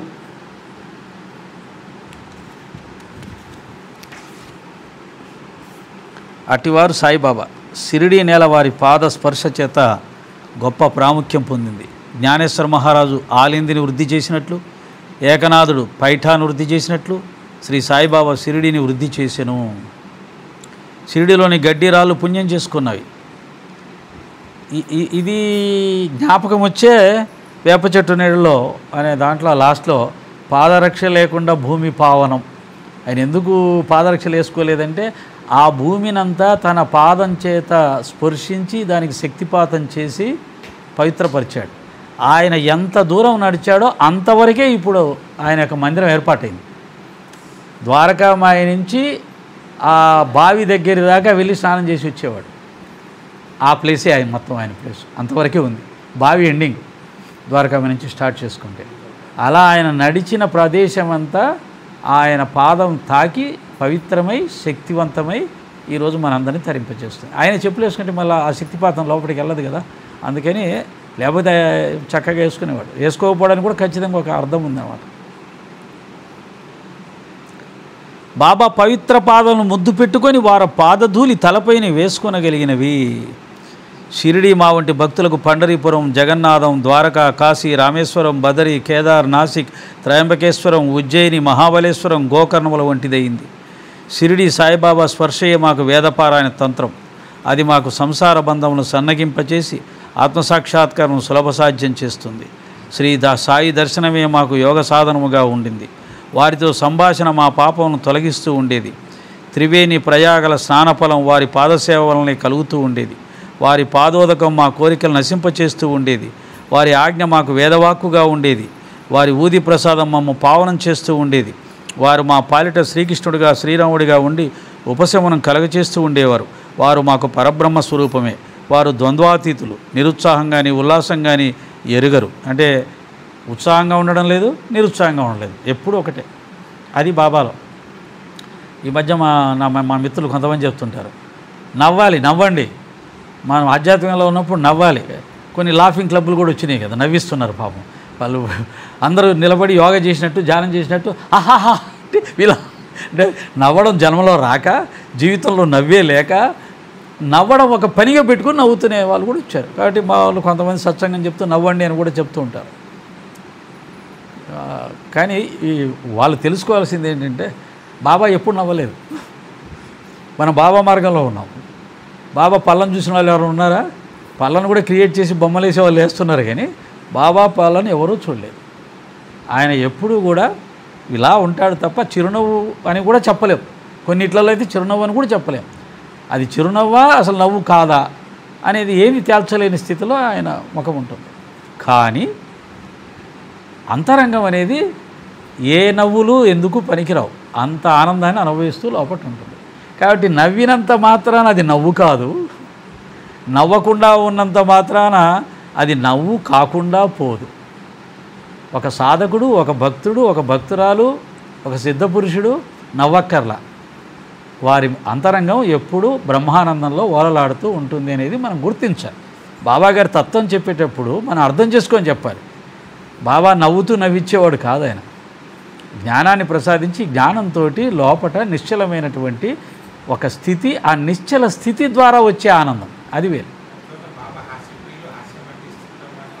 హాస్యమాడతాడు, నిన్ను నవ్విస్తాడు. అది గొప్పతనం ఏంటంటే, కొంతమంది హాస్యం ఎలా ఉంటుందంటే గరికపాటిగా నవ్వరు, ఎప్పుడో ఒకసారి కానీ నవ్వరు, కానీ ఆయన మాట్లాడే ప్రతి మాట మనం నవ్విస్తుంది. కాబట్టి ఆయన హాస్యప్రియులు, హాస్యం చేసి నవ్విస్తాడు, కానీ ఆయన నవ్వడు. ఎందుకు? ఆయన నవ్వేవాడైతే, ఎలా అయితే గోధుమలు బాబా ఒక్కసారే విసిరాడు, తర్వాత విసిరాడో నాకు తెలియదు, కానీ అంతకుముందు మాత్రం విసరలా. హేమాడు పంతు వచ్చినప్పుడే విసిరాడు, అందుకే అందరూ వింతగా వచ్చారు. అలాగే ఆయన నవ్వును చూసి కాపాడి ఆశ్చర్యపోయి ఆనందపడిపోయి, ఇటువంటి నవ్వు కోసం ఎన్ని జన్మలైనా ఇక్కడ నేను వేచి ఉండాలనిపించింది అంటే, ఆయన ఎప్పుడో ఒకసారి నవ్వాడు కాబట్టే అంత ఆనందం కలిగింది. రోజు నవ్వేవాడు ఎవరు ఆనందిస్తారు, ఎవరు రాస్తారు దాని గురించి? కాబట్టి అలాగా నవ్వుకి ఆనందానికి సంబంధం లేదు. లోపల ఎన్ని అగ్నిపర్వతాలు బద్దలవుతున్నా కానీ కొంతమంది బాగున్నారంటే చాలా బాగున్నాం సార్, అసలు అంతా బాబా దేవులు అందరం బాగున్నాం సార్, అవతలకు పోగానే ఈ సమస్య ఎలా తీరుతుందో ఏంటో, మళ్ళీ వచ్చాడు సార్ బాగున్నారా సార్ అని చెప్పి ఇలాగా మనం అంత మాత్రం నవ్వినట్టు కాదు అది. కాబట్టి నవ్వుకి ఆనందానికి సంబంధం లేదు. ఆనందం హృదయానికి సంబంధించింది, నవ్వు పెదాలకు సంబంధించింది. నవ్వుతూ గొంతులకు వస్తాడు అంటారు కదా, కాబట్టి అటువంటి నవ్వుకి బాబా మార్గంలో నవ్వుకి సంబంధం లేదు. వారు ఎల్లప్పుడూ సచ్చిదానంద స్వరూపులుగా ఉండేవారు. షిరిడీ వారి కేంద్రమైనను అయితే ఈ రోజుల్లో నవ్వు దొరకట్లేదు కాబట్టి మా మిత్రులు నవ్వుతూ ఉండమని చెప్పడం కూడా తప్పేం కాదు, అది చాలా మంచిదే. బట్ బాబాకి ఈ ఈ నవ్వులకు సంబంధం లేదు. ఒకవేళ బాబాని చూసి చూడండి బాబా ఎలా నవ్వుతున్నాడంటే అది కరెక్ట్ కాదు. వారు ఎల్లప్పుడూ సచ్చిదానంద స్వరూపులుగా ఉండేవారు. షిరిడీ వారి కేంద్రమైన వారి లీలలు పంజాబ్, కలకత్తా, ఉత్తర హిందుస్థానం, గుజరాత్, దక్కన్, కన్నడ ఆ రోజుల్లోనే ఇన్ని రాష్ట్రాల్లో వ్యాపించింది. చాలా గొప్ప ఆశ్చర్యం. 100 సంవత్సరాల క్రితం ఈ ఊరిలో ఉన్న మహాత్ముల గురించి పక్క ఊరికి కూడా తెలిసే అవకాశం లేదు. ట్రాన్స్పోర్ట్ లేదు, ప్రచార సాధనాలు లేవు, ఏముండదు. ఆ ఊరిలో ఉంటే ఆ ఊరే. ఒక వ్యక్తి గొప్పతనం అనేది ఆ జిల్లాకు తెలిస్తే గొప్ప, పక్క జిల్లాలకు తెలిసే అవకాశం లేదు ఆనాడు. కానీ అప్పటికే ఈయనది 5-6 రాష్ట్రాల్లో వ్యాపించిపోయిందంటే అది ఎంత గొప్పది. అందుకనే ఇప్పుడు ప్రపంచవ్యాప్తమైంది. భక్తులు అన్ని దేశం నుండి షిరిడీ చేరి వారిని దర్శించి వారి ఆశీర్వాదం పొందుతూ ఉండేవారు. వారి దర్శనం మాత్రమే భక్తుల మనములు వెంటనే శాంతి వహిస్తూ ఉండేవి. పండరీపురం వందు విఠల్ రకుబాయిలు దర్శించిన చో భక్తులకు కలిగడి ఆనందం షిరిడీలో దొరుకుతూ ఉండేది. ఇది అతిశయోక్తి కాదు. ఈ విషయం గురించి భక్తులు ఒకరు చెప్పింది గమనించండి. పండరీపురంలో పండరీనాథుని రుక్మిణీ మాతని చూస్తే ఎంత ఆనందం ఉంటుందో బాబాని చూస్తే అంత ఆనందం అన్నాడు. నాకు తెలిసి దానికంటే 100 రెట్ల ఆనందం. ఎందుకంటే అక్కడ మాట్లాడరు వాళ్ళు, కానీ ఇక్కడ బాబాగారు పలుకుతాడు. కాబట్టి సజీవమైనటువంటి కదిలేటువంటి పాండురంగడిగా బాబాగారిని మనం భావన చేయొచ్చు. అందుకనే ఈరోజు మహారాష్ట్రలో షిరిడి తర్వాతనే ఏవైనా, అది పండరి కావచ్చు, అది త్రయంబకేశ్వర్ కావచ్చు, ఇంకా ఏ పుణ్యక్షేత్రమే కావచ్చు, షిరిడి తర్వాతే. భారతదేశంలోనే తిరుపతి తర్వాత షిరిడి అయినప్పుడు ఇంకా మిగతా రాష్ట్రాల్లో ఉన్న అన్ని క్షేత్రాలు కూడా షిరిడి తర్వాతే. అదే ఈనాడు చాలామందికి ఇబ్బంది అయిపోయింది.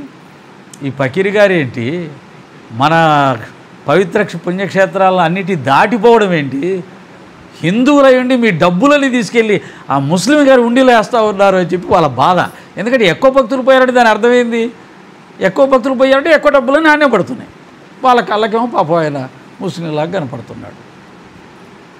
కాదు, ఆయన ముస్లిం అయితే ఇన్ని కోట్ల మంది అమాయకుల, రాష్ట్రపతి గారు, ప్రధానమంత్రి గారు, హోమ్ మినిస్టర్ గారు వీళ్ళందరూ పోయి చక్కగా వారి దర్శనం చేసుకొని వస్తున్నారంటే ఈ అల్పులకి మరి ఎందుకు అర్థం కాదో తెలియదు. మామూలుగా ఎవరికైనా పెద్దలు ఏదైనా చేస్తుంటే అరే అంత పెద్దవాళ్ళే అని అనుకునేవాళ్ళు. ఇప్పుడు అలాంటి జనరేషన్ పోయింది. పెద్దవాళ్ళు పోతే పెద్దవాళ్ళను కూడా తప్పు పడతాం మేము అనే పెద్దవాళ్ళు పుట్టుకొని వచ్చారు వాళ్ళు. కాబట్టి ఇదంతా ఒక పేర. బాబాగారు ఎవరు, ఏమిటి, ఆయన ఎలాంటి వారు అనేది మనకు చెప్పడానికి ఈ రోజంతా కూడా దాదాపుగా 1 గంట 15 నిమిషాలైంది. నెక్స్ట్ రేపు ఇంకొక పేర చూద్దాం. ఇలా నెమ్మదిగానే ప్రయాణం చేద్దాం. నెమ్మదిగా వెళ్తేనే విషయం అర్థమవుతుంది. ఇంకేమన్నా ప్రశ్నలు? అది రాదు. రేపు మధ్యాహ్నం బయలుదేరుతాను.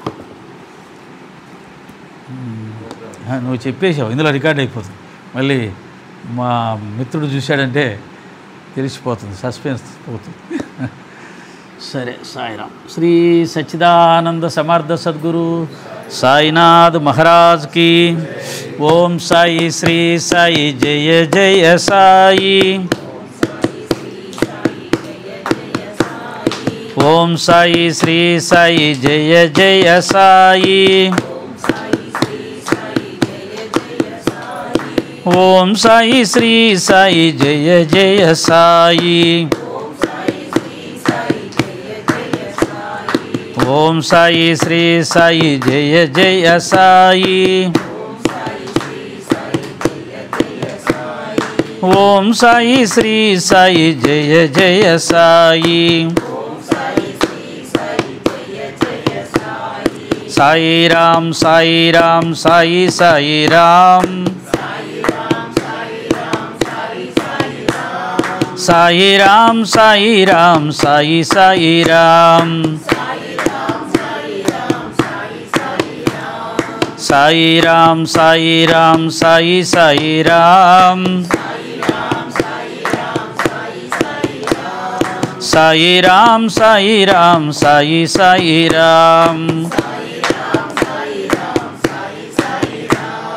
విఠల విఠల సాయి రామ విఠల. విఠల విఠల సాయి రామ విఠల. విఠల విఠల సాయి కృష్ణ విఠల. సాయి రామ విఠల సాయి కృష్ణ విఠల. సాయి రామ విఠల సాయి కృష్ణ విఠల. గోవింద విఠల గోపాల విఠల. గోవింద విఠల గోపాల విఠల. సాయి రామ విఠల సాయి కృష్ణ విఠల. సాయి రామ విఠల సాయి కృష్ణ విఠల. దిగంబర దిగంబర శ్రీపాద వల్లభ దిగంబర.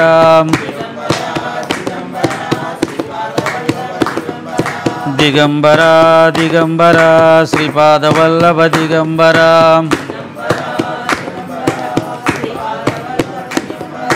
నృసింహ సరస్వతి దిగంబరా మాణిక్య ప్రభువా దిగంబరా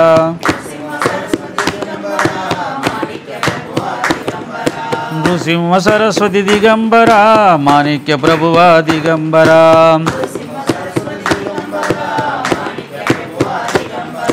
స్వామి సమర్థ దిగంబరా షిరిడి నివాస దిగంబరా స్వామి సమర్థ దిగంబరా షిరిడి నివాస దిగంబరా స్వామి సమర్థ దిగంబరా షిరిడి నివాస దిగంబరా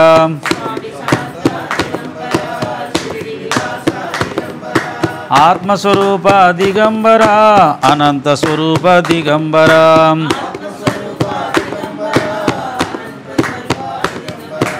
ఓం సాయి శ్రీ సాయి జయ జయ సాయి ఓం సాయి శ్రీ సాయి జయ జయ సాయి ఓం సాయి శ్రీ సాయి జయ జయ సాయి ఓం సాయి శ్రీ సాయి జయ జయ సాయి శ్రీ సచ్చిదానంద సమర్థ సద్గురు సాయినాథ్ మహారాజ్ की साईनाथ महाराज की साईनाथ महाराज की साईनाथ महाराज की जय श्री राम ओम साई राम जय वीरांजनेय।